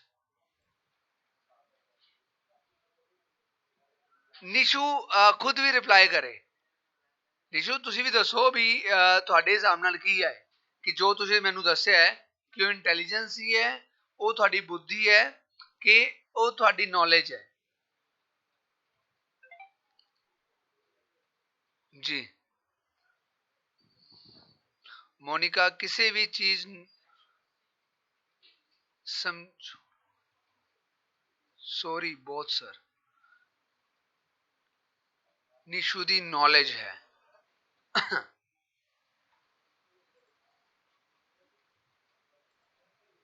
हाँ जी, ਸੋ ਇਹਦੇ ਬਾਰੇ ਮੈਂ ਤੁਹਾਨੂੰ ਰਿਪਲਾਈ ਕਰਾਂਗਾ ਕਿ ਜੇਕਰ ਆਪਾਂ ਇਹਨੂੰ ਇੰਟੈਲੀਜੈਂਸੀ ਨੂੰ ਡਿਫਰੈਂਸ ਕ੍ਰੀਏਟ ਕੀਤਾ ਹੈ, ਉਹ ਤਾਂ ਦੇਖੋ ਕੋਰਿਲੇਸ਼ਨ ਤਾਂ ਸਾਰਿਆਂ ਦਾ ਹੀ ਹੋਏਗਾ ਨਿਸ਼ੂ, ਸਾਰਿਆਂ ਦਾ ਹੀ ਹੋਏਗਾ। ਮੈਂ ਤੁਹਾਡੇ ਤੋਂ ਹੁਣੇ ਰਿਪਲਾਈ ਮੰਗ ਰਿਹਾ ਜਸਟ ਇੰਟੈਲੀਜੈਂਸ ਐਂਡ ਨੌਲੇਜ ਦੀ। ਇਸ ਗੱਲ ਨੂੰ ਤੁਸੀਂ ਜੋ ਡਿਫਾਈਨ ਕਰ ਰਹੇ ਹੋ ਨਾ, ਉਹ ਤੁਸੀਂ ਗਿਆਨ ਦੇ ਬੇਸ ਤੇ ਕਰ ਰਹੇ ਹੋ, ਇਟਸ ਪਾਵਰ ਆਫ ਨੌਲੇਜ ਦੇ ਬੇਸ ਤੇ ਕਰ ਰਹੇ ਹੋ, ਠੀਕ ਹੈ ਨਾ। ਉਹ ਤਾਂ ਮੈਨੂੰ ਵੀ ਪਤਾ ਕਿ ਦੋਨੋਂ ਚੀਜ਼ਾਂ ਇੰਟਰਰਿਲੇਟਡ ਨੇ, ਇੰਟਰਰਿਲੇਟਡ ਸਾਰੀਆਂ ਹੀ ਨੇ, ਵਰਬਲ ਟਰਮਸ ਵੀ ਆਪਾਂ ਚੱਲਾਂਗੇ ਉਹ ਵੀ ਆਣਗੀਆਂ, ਇਹ ਆਊਟਕਮਸ ਨੇ ਤੁਹਾਡੀਆਂ। ਸੋ ਇਹ ਨੌਲੇਜ ਕੋਗਨੀਸ਼ਨ ਆਊਟਕਮਸ ਹੋਣਗੀਆਂ। ਸੋ ਨੈਕਸਟ ਆ ਗਈ ਜੀ ਵਰਬਲ। ਵਰਬਲ ਆਊਟਕਮਸ ਕੀ ਹੈ? ਮੰਨ ਲਓ ਇੱਕ ਪਲੇਗਰਾਉਂਡ ਦੇ ਵਿੱਚ ਇੱਕ ਕੋਚ ਹੈ, ਉਹ ਆਪਣੀ ਟੀਮ ਨੂੰ ਖਿਡਾ ਰਿਹਾ ਹੈ। ਆਪਾਂ ਫੋਰ ਐਗਜ਼ਾਮਪਲ ਕ੍ਰਿਕਟ ਗੇਮ ਲੈ ਲੈਂਦੇ ਆ, ਤਾਂ ਜਿਹੜਾ ਕੋਚ ਹੋਏਗਾ ਉਹ ਇੱਕ ਬੈਟਸਮੈਨ ਤੋਂ ਕੀ ਆਊਟਕਮਸ ਦੀ ਪੋਸਿਬਿਲਿਟੀ ਮੰਨਦਾ ਹੈ, ਯਾਰ ਇਹ ਵਾਲਾ ਮੇਰਾ ਸਟੂਡੈਂਟ ਬਹੁਤ ਅੱਛਾ ਬੈਟਸਮੈਨ ਹੈ ਤਾਂ ਮਿਨੀਮਮ ਇਹ 50 ਰਨ ਜ਼ਰੂਰ ਬਣਾਏਗਾ। So it's a verb sorry ਇਹ ਜਿਹੜੀ ਐਗਜ਼ਾਮਪਲ ਹੈ ਮੋਟਰ ਦੀ ਹੈ, ਥੋੜਾ ਜਿਹਾ ਮੈਂ ਇਹਦੇ ਵਿੱਚ ਕਨਫਿਊਜ਼ ਨਹੀਂ, ਮੀਨਸ ਨੈਕਸਟ ਚਲਾ ਗਿਆ। ਪੂਜਾ ਕਗਨੀਟਿਵ ਰਿਪੀਟ ਕਰਦਾ ਮੈਂ ਇੱਕ ਮਿੰਟ। ਸੌਰੀ, ਮੋਟਰ ਦੀ ਮੈਂ ਗੱਲ ਕਰ ਰਿਹਾ ਸੀ। ਮੋਟਰ ਆਊਟਕਮ ਦੀ ਪਲੇ ਜਿਹੜੀ ਚੀਜ਼ਾਂ ਨੇ ਇਹ ਇਹਦੇ ਵਿੱਚ ਇਨਵੋਲਵ ਕੀਤੀਆਂ ਜਾਣਗੀਆਂ, ਠੀਕ ਹੈ। ਸੋ ਇੱਕ ਕੋਚ ਨੂੰ ਇਹ ਐਕਸਪੈਕਟ ਕਰਦਾ ਹੈ ਕਿ ਮੇਰਾ ਇੱਕ ਸਟੂਡੈਂਟ 50 ਰਨ ਡਿਲੀਵਰ ਕਰੇਗਾ, ਤਾਂ ਉਹਦੀ ਕੀ ਹੈ? ਮੋਟਰ ਆਊਟਕਮਸ ਨੇ। ਵਰਬਲ ਆਊਟਕਮਸ ਕੀ ਹੁੰਦੀਆਂ ਨੇ? ਭਾਸ਼ਾਈ। ਮੈਂ ਤੁਹਾਨੂੰ ਕੱਲ ਵੀ ਗੱਲ ਕੀਤੀ ਸੀ ਕਿ ਜਿਹੜੀ ਆਊਟਕਮ ਅਸੀਂ ਆਪਣੇ ਬੱਚੇ ਤੋਂ ਚਾਹੁੰਦੇ ਆ ਉਹ ਆਪਣੇ ਵੱਲੋਂ ਹੀ ਬੱਚੇ ਨੂੰ ਦਿੱਤੀ ਜਾਂਦੀ ਹੈ। ਫੋਰ ਐਗਜ਼ਾਮਪਲ ਆਪਾਂ ਬੱਚੇ ਨੂੰ ਕਿਸ ਤਰ੍ਹਾਂ ਬੁਲਾਉਂਦੇ ਆ ਤੇ ਬੱਚਾ ਕਿਸ ਤਰ੍ਹਾਂ ਰਿਪਲਾਈ ਕਰਦਾ ਹੈ, ਇੱਕ ਟੀਚਰ ਇੱਕ ਸਟੂਡੈਂਟ ਨੂੰ ਕਿਸ ਤਰ੍ਹਾਂ ਗੱਲਬਾਤ ਕਰਦਾ ਹੈ, ਉਹਦੀ ਕਿਸ ਤਰ੍ਹਾਂ ਡਿਸਕਸ਼ਨ ਕਰਦਾ ਹੈ, ਇਟਸ ਕਾਲਡ ਮੈਨਰਸ ਵਗੈਰਾ, ਜੋ ਵੀ ਉਹਦੇ ਵਿੱਚ ਆਪਾਂ ਗੱਲ ਕਰ ਸਕਦੇ ਹਾਂ। It's manners is a different thing, but ਆਪਾਂ ਇਨਕਲੂਡ ਕਰ ਸਕਦੇ ਹਾਂ, ਹਲਕੀ ਜਿਹੀ ਟਰਮ ਨੂੰ ਲੈ ਸਕਦੇ ਹਾਂ। ਨੈਕਸਟ ਆ ਗਿਆ ਜੀ ਐਟੀਟਿਊਡ। ਲਓ ਜੀ, ਬੜਾ ਹੀ ਪਿਆਰਾ ਸ਼ਬਦ। ਐਜ਼ ਅ ਸਾਈਕੋਲੋਜਿਸਟ ਮੈਂ ਐਟੀਟਿਊਡ ਨੂੰ ਸਭ ਤੋਂ ਲਾਈਫ ਦੇ ਵਿੱਚ ਉੱਚਾ ਮੰਨਦਾ ਜੀ। ਤਾਂ ਐਟੀਟਿਊਡ ਤੇ ਐਟੀਟਿਊਡ ਆਊਟਕਮਸ ਕੀ ਹੁੰਦੀਆਂ ਨੇ? ਆਪਾਂ ਨਾਰਮਲੀ ਗੱਲ ਕਰਦੇ ਆ ਨਾ, ਮੰਨ ਲਓ ਤੁਹਾਡੇ ਰਿਸ਼ਤੇਦਾਰੀ ਵਿੱਚ ਜਾਂ ਤੁਹਾਡੇ ਫਰੈਂਡ ਸਰਕਲ ਵਿੱਚ ਤੁਸੀਂ ਹਮੇਸ਼ਾ ਹੀ ਸ਼ਬਦ ਵਰਤਦੇ ਹੋ, ਯਾਰ ਮੈਂ ਤੁਹਾਨੂੰ ਬੁਲਾਣਾ, ਉਹ ਪਤਾ ਨਹੀਂ ਮੇਰੇ ਨਾਲ ਕਿਉਂ ਨਹੀਂ ਗੱਲ ਕਰਦਾ, ਉਹ ਪਤਾ ਨਹੀਂ ਕਿਸ ਐਟੀਟਿਊਡ ਰਹਿੰਦਾ, ਅੱਜ ਤੋਂ ਬਾਅਦ ਮੈਂ ਉਹਨੂੰ ਨਹੀਂ ਬੁਲਾਣਾ, ਠੀਕ ਹੈ। ਸੈਕਿੰਡ, ਇੱਕ ਨਾਰਮਲ ਆਪਾਂ ਵਰਤ ਲੈਣੇ ਸ਼ਬਦ, ਉਹ ਪਤਾ ਨਹੀਂ ਕਿਸ ਚੀਜ਼ ਦਾ ਐਟੀਟਿਊਡ ਰੱਖਦੀ ਹੈ ਨਾ, ਵੀ ਮੇਰੇ ਨਾਲ ਗੱਲ ਹੀ ਨਹੀਂ ਕਰਦੀ। ਸੋ ਡਿਫਰੈਂਟ ਐਟੀਟਿਊਡਸ। ਮੇਰੀ ਗੱਲ ਨੂੰ ਧਿਆਨ ਨਾਲ ਸੁਣੋ, ਯਾਰ ਉਹ ਐਟੀਟਿਊਡ ਰੱਖ ਰਿਹਾ ਜਾਂ ਰੱਖ ਰਹੀ ਹੈ, ਇਹਦੇ ਵਿੱਚ ਤੁਸੀਂ ਪਹਿਲਾਂ ਉਹਦੇ ਐਟੀਟਿਊਡ ਨੂੰ ਪਹਿਲਾਂ ਅਸੈਪਟ ਕਰ ਰਹੇ ਹੋ ਤਾਂ ਉਹ ਰੱਖ ਰਹੀ ਹੈ ਨਾ, ਹੈ ਨਾ। ਸੋ ਐਟੀਟਿਊਡ ਆਊਟਕਮਸ ਅਸੀਂ ਖੁਦ ਆਪਣੇ ਆਪ ਤੋਂ ਲੈ ਲੈਂਦੇ ਆ। ਮੈਂ ਤੁਹਾਨੂੰ ਇੱਕ ਗੱਲ ਕਰਾਂਗਾ ਇਹਦੇ ਬਾਰੇ ਮੈਂ ਥੋੜਾ ਜਿਹਾ ਐਕਸਪਲੇਨ ਕਰਨਾ ਚਾਹਾਂਗਾ। ਬਿਹੇਵੀਅਰ ਜਿਹੜਾ ਕਿ ਵਿਵਹਾਰ ਸਾਨੂੰ ਦਿਖਾਈ ਦੇ ਰਿਹਾ ਹੁੰਦਾ ਹਰ ਕਿਸੇ ਦਾ। ਸੋ ਬਿਹੇਵੀਅਰ ਦਾ ਜਿਹੜਾ ਨੈਕਸਟ ਸਟੈਪ ਇਨਕਲੂਡ ਹੁੰਦਾ ਨਾ, ਦ੍ਰਿਸ਼ਟੀਕੋਣ। ਸੁਮਨ ਕੰਬੋਜ, ਦ੍ਰਿਸ਼ਟੀਕੋਣ ਦਿਖਾਈ ਦੇ ਰਿਹਾ ਹੁੰਦਾ ਹੈ, ਜਿਹਨੂੰ ਮੈਂ ਇੰਟਰਨਲ ਕਹਿਣਾ, ਆਪਣੀ ਲੈਂਗੁਏਜ ਇੰਟਰਨਲ। ਇੱਕ ਬਹੁਤ ਹੀ ਹਾਇਰ ਲੈਵਲ ਦਾ ਕੰਸੈਪਟ ਹੈ, ਕਿਉਂਕਿ ਸਾਈਕੋਲੋਜੀ ਦੀਆਂ ਹੁਣ ਤੱਕ ਦੀਆਂ 4 ਸਟੇजेस ਆਈਆਂ ਨੇ। Psychology is the study of soul, psychology is the study of mind, psychology is the study of consciousness, ਤੇ ਲਾਸਟ ਆਈ ਹੈ psychology is the study of behaviour. So ਮੈਂ ਆਪਣੀ ਬੁੱਕ ਦੇ ਵਿੱਚ ਲਾਸਟ ਜਿਹੜੀ 5th ਸਟੇਜ ਬਣਾਈ ਹੈ, it's called the psychology is the study of attitude. So behaviour ਤੋਂ ਵੱਧ ਕੇ ਜਿਹੜੀ ਟਰਮ ਆ ਰਹੀ ਹੈ ਉਹ ਸਾਈਕੋਲੋਜੀ ਦੀ ਐਟੀਟਿਊਡ ਦੀ ਹੈ। ਸੋ ਐਟੀਟਿਊਡ ਲਰਨਿੰਗ ਆਊਟਕਮਸ ਉਹ ਆਊਟਕਮਸ ਨੇ ਜਿਹਦੇ ਨਾਲ ਸਾਨੂੰ ਦੂਸਰੇ ਦੇ ਵਤੀਰੇ ਦੇ ਅਨੁਸਾਰ ਕੁਝ ਪ੍ਰਾਪਤ ਹੁੰਦੇ ਨੇ, ਕਿ ਉਹ ਕਿਸ ਤਰ੍ਹਾਂ ਦਾ ਵਿਵਹਾਰ ਕਰੇਗਾ, ਉਹ ਕਿਸ ਤਰ੍ਹਾਂ ਦਾ ਸਾਡੇ ਨਾਲ ਗੱਲਬਾਤ ਕਰੇਗਾ, ਉਹ ਕਿਸ ਤਰ੍ਹਾਂ ਦੀ ਆਪਦੀ ਸ਼ਖਸੀਅਤ ਨੂੰ ਦਰਸਾਏਗਾ, ਵਗੈਰਾ ਵਗੈਰਾ। ਮੋਟਰ ਆਊਟਕਮਸ ਹੁੰਦੀ ਹੈ ਬੱਚੇ, ਇੱਕ ਬੱਚਾ ਆਪਣੇ ਸਰੀਰਕ ਕਿਰਿਆਵਾਂ ਦੇ ਨਾਲ ਕਿੰਨਾ ਕੁ ਆਪਦੇ ਆਪ ਨੂੰ ਸ਼ੋਅ ਆਫ ਕਰ ਸਕਦਾ ਹੈ। ਜੈਸਟਰਸ ਐਂਡ ਪੋਸਚਰਸ, ਇੱਕ ਟੀਚਰ ਪੜ੍ਹਾਉਂਦੇ ਸਮੇਂ ਕਿਸ ਤਰ੍ਹਾਂ ਦੇ ਜੈਸਟਰਸ ਤੇ ਪੋਸਚਰਸ ਅਪਣਾਉਂਦਾ ਹੈ, it's called motor learning outcomes. ਇੱਕ ਬੱਚਾ ਪੜ੍ਹਦੇ ਸਮੇਂ ਆਪਦੇ ਕਿਸ ਤਰ੍ਹਾਂ ਦੇ ਜੈਸਟਰਸ ਪੋਸਚਰ ਦਿਖਾ ਰਿਹਾ, it's called motor learning outcomes. Clear? ਚਲੋ ਜਲਦੀ ਨਾਲ ਚੱਲੋ ਜੀ ਅੱਗੇ। ਇਵੈਲੂਏਸ਼ਨ ਦਾ ਟਰਮ ਆ ਗਈ ਤੁਹਾਡੇ ਕੋਲ। जल्दी जल्दी करो, हाले 3-4 स्लाइड्स होर ने। हाँ जी, हाँ जी, लास्ट तक रैपिटेशन मोड दे दांगा मैं 2 मिनट ਦੇ ਵਿੱਚ। ਪਹਿਲਾਂ ਇਵੈਲੂਏਸ਼ਨ ਤੇ ਆ ਜਾਓ। ਚਲੋ ਜੀ, ਇਵੈਲੂਏਸ਼ਨ ਸ਼ਬਦ ਮੁਲਾਂਕਣ, ਮੁੱਲਾਂ ਦਾ ਅੰਕਨ। ਬੈਜਮਿਨ ਸਾਈਕੋਲੋਜਿਸਟ ਹੈ ਬੈਜਮਿਨ, ਉਹਨੇ ਮੁਲਾਂਕਣ ਉਦੇਸ਼ ਨੂੰ ਥੋੜਾ ਜਿਹਾ ਡਿਫਾਈਨ ਕੀਤਾ ਹੈ।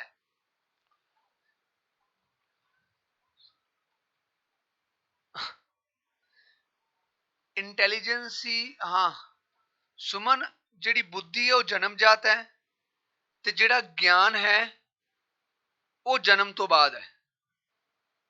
ਠੀਕ ਹੈ, ਹਾਂ ਜਿਵੇਂ ਕਿ ਤੁਸੀਂ ਉਹ ਨੌਲੇਜ ਲੈ ਰਹੇ ਹੋ ਨਾ, ਨੌਲੇਜ, ਡਿਫਰੈਂਟ ਨੌਲੇਜ ਲੈ ਰਹੇ ਹੋ, ਉਹ ਨੌਲੇਜ ਨੂੰ ਤੁਸੀਂ ਆਪਦੀ ਇੰਟੈਲੀਜੈਂਸੀ ਨਾਲ ਜੋੜਦੇ ਹੋ ਤਾਂ ਤੁਹਾਡੀ ਕ੍ਰੀਏਸ਼ਨ ਹੋਰ ਹੋ ਜਾਂਦੀ, ਕ੍ਰੀਏਟਿਵ ਟਰਮ ਬਣ ਜਾਂਦੀ ਹੈ। ਇਵੈਲੂਏਸ਼ਨ ਪ੍ਰੋਸੈਸ ਬਾਰੇ ਗੱਲ ਕੀਤੀ ਹੈ, ਮੁਲਾਂਕਣ ਪ੍ਰਕਿਰਿਆ ਦੀ ਗੱਲ ਕੀਤੀ ਹੈ ਬੈਜਮਿਨ ਨੇ। ਬੈਜਮਿਨ ਨੇ ਮੁਲਾਂਕਣ ਪ੍ਰਕਿਰਿਆ ਦੇ ਵਿੱਚ ਗੱਲ ਕੀਤੀ ਹੈ ਐਜੂਕੇਸ਼ਨਲ ਆਬਜੈਕਟਿਵਸ, ਸਿੱਖਿਆ ਦੇ ਉਦੇਸ਼। ਇਹ ਨੋਟ ਕਰ ਲਓ, ਆਪਣੀ ਡਾਇਗਰਾਮ ਬਣਾ ਲਓ। ਲਰਨਿੰਗ ਐਕਸਪੀਰੀਅੰਸ, ਸਿੱਖਣ ਅਨੁਭਵ ਵੀ ਲਿਖ ਸਕਦੇ ਹੋ ਜਾਂ ਮੁਲਾਂਕਣ ਅਨੁਭਵ, ਕੁਝ ਵੀ। ਇਵੈਲੂਏਸ਼ਨ ਮੈਥਡ, ਮੁਲਾਂਕਣ ਵਿਧੀਆਂ, ਇਹ ਤਿੰਨ ਚੀਜ਼ਾਂ ਇਵੈਲੂਏਸ਼ਨ ਪ੍ਰੋਸੈਸ ਦੇ ਵਿੱਚ ਬੈਜਮਿਨ ਨੇ ਐਕਸਪਲੇਨ ਕੀਤੀਆਂ ਨੇ। ਇਹ ਜ਼ਿਆਦਾ ਕੋਈ ਇੰਪੋਰਟੈਂਟ ਨਹੀਂ ਹੈ, ਜਸਟ ਇੱਕ ਇਵੈਲੂਏਸ਼ਨ ਨੂੰ ਸਮਝਾਉਣ ਦੇ ਲਈ ਮੈਂ ਨੋਟ ਕੀਤਾ ਹੈ ਵੀ ਇਵੈਲੂਏਸ਼ਨ ਪ੍ਰੋਸੈਸ ਦੇ ਵਿੱਚ ਸਿੱਖਿਆ ਦੇ ਉਦੇਸ਼ ਕੀ ਹੁੰਦੇ ਨੇ, ਸਿੱਖਣ ਦੇ ਅਨੁਭਵ ਕੀ ਹੁੰਦੇ ਨੇ ਤੇ ਮੁਲਾਂਕਣ ਦੀਆਂ ਕਿਹੜੀ ਕਿਹੜੀ ਵਿਧੀਆਂ ਅਪਲਾਈ ਹੁੰਦੀਆਂ ਨੇ। ਇਹ ਇਵੈਲੂਏਸ਼ਨ ਪ੍ਰੋਸੈਸ ਦੇ ਵਿੱਚ ਇਨਵੋਲਵ ਹੁੰਦਾ। ਚਲੋ ਜੀ, ਟਾਈਪਸ ਆਫ ਇਵੈਲੂਏਸ਼ਨ ਇੰਪੋਰਟੈਂਟ ਨੇ, ਪੇਪਰ ਵਿੱਚ ਪੁੱਛੇ ਜਾਣਗੇ, ਬਹੁਤ ਅੱਛੇ ਕੁਐਸਚਨਸ ਆਂਦੇ ਬਣਦੇ ਨੇ, ਜ਼ਰੂਰੀ ਨੇ। ਸੌਰੀ, ਨੋਟ ਕਰ ਲਓ ਜੀ।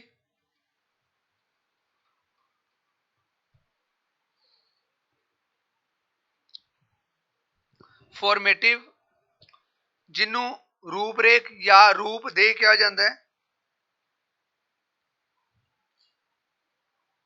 ਸੈਕਿੰਡ ਹੈ ਜੀ ਸਮਿਟਿਵ, ਜਿਹਨੂੰ ਯੋਗ ਦੇ ਜਾਂ ਸੰਕਲਿਤ ਕਿਹਾ ਜਾਂਦਾ ਜੀ।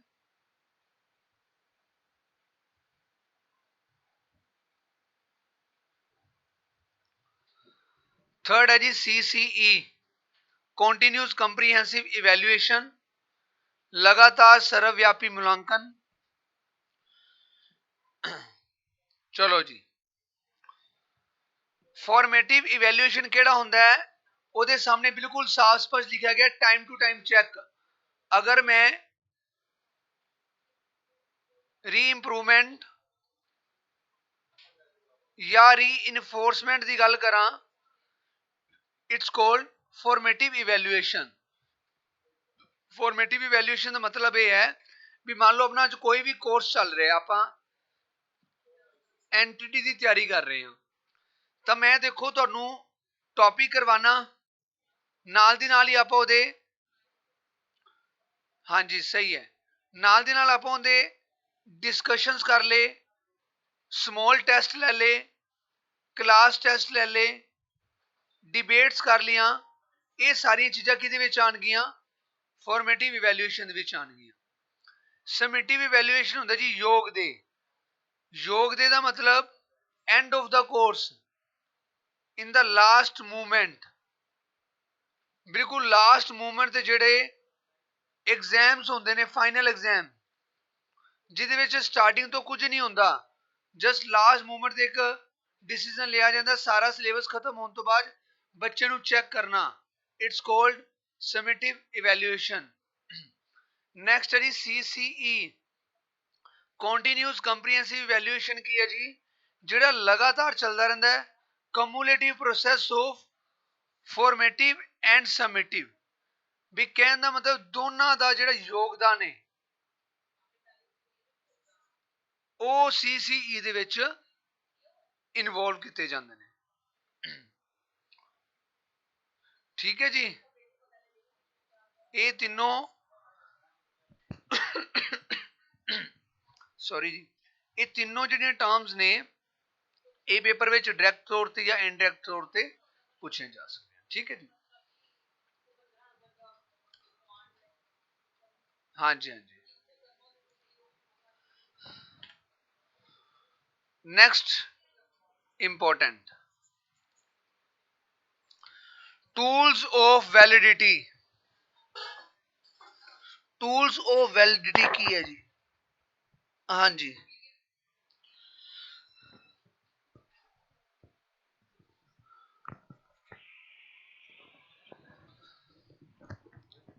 टूल्स ऑफ वैलिडिटी मूल्यांकन दियां विशेषतावां नोट कर लो। लास्ट है जी ऑब्जेक्टिविटी, थोड़ा गलत लिखा गया ना, ऑब्जेक्टिविटी वस्तुनिष्ठता 4 है ने जी टोटल इंपोर्टेंट जी। सब तो पहला आप गल करांगे वैलिडिटी। प्लीज अपनी नोटबुक नू ओपन करके रखो, ਉਹਦੇ ਬਾਰੇ ਆਪਾਂ डिस्कस करते जावांगे। What is the meaning of validity according to the tools of evaluation. अगर हम वैलिडिटी की बात करें मोबाइल फोन की, आप रिचार्ज या जो भी सिम रिचार्ज करवाते हैं तो उसकी वैलिडिटी तुसी देखते हो ना, 3 महीने की वैलिडिटी या 4 महीने की वैलिडिटी है ना। सो ये सामने लिखा हुआ है उद्देश्य ते आधारित। अगर मान लो तुसी रिचार्ज करवाया है 3 मंथ का, अगर तुसी रिचार्ज कराया 3 मंथ का तो वो जो तुहाडा सिम है वो 2 मंथ बाद डीएक्टिवेट हो जाता है। इट मीनस जो तुहाडे उस रिचार्ज के ऑब्जेक्टिव सी वो कंप्लीट नहीं होए। इट मीनस वो जी टर्म्स ने की हो गई इनवैलिड हो गई। तो होगी जनरल एग्जाम्पल। मैं ऐसे काम नू तुहाडी स्टडी दी एग्जाम्पल दे नाल डिस्क्राइब करना चाहना। इन साइकोलॉजी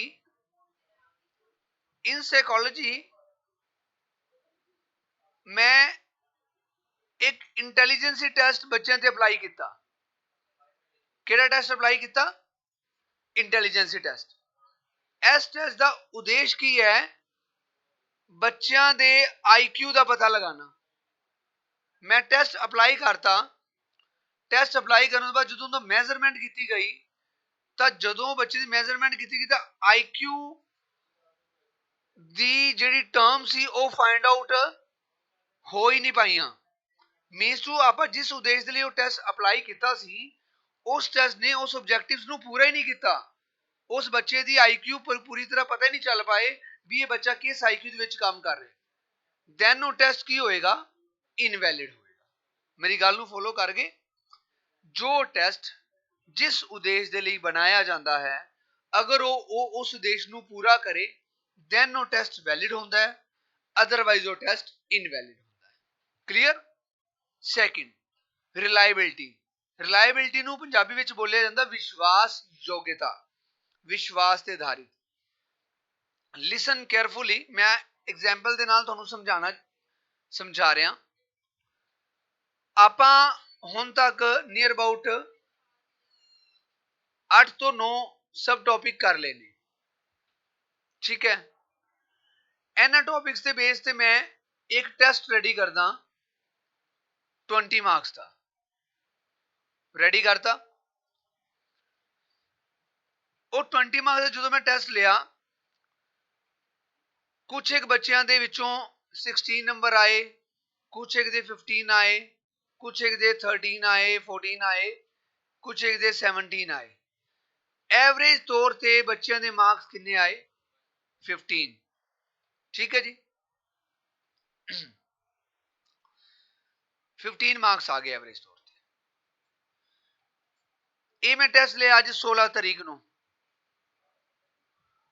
18 डेट नू सेम टेस्ट कंडक्ट होया। सेम टेस्ट कंडक्ट होया। ਉਹਦੇ ਵਿੱਚ ਮਾਰਕਸ ਆਏ 7 8 ਕਿਸੇ ਦੇ 9 ਕਿਸੇ 10। ਐਵਰੇਜ ਤੌਰ ਤੇ ਮਾਰਕਸ ਆਏ 10। ਕਿੰਨਾ ਡਿਫਰੈਂਸ ਪੈ ਗਿਆ ਜੀ? 5 ਨੰਬਰ ਦਾ ਡਿਫਰੈਂਸ ਇੱਕ ਬਹੁਤ ਵੱਡਾ ਡਿਫਰੈਂਸ ਹੈ ਅਕੋਰਡਿੰਗ ਟੂ 20 ਮਾਰਕਸ। ਸੋ ਇਹ ਟੈਸਟ ਕੀ ਹੋਏਗਾ?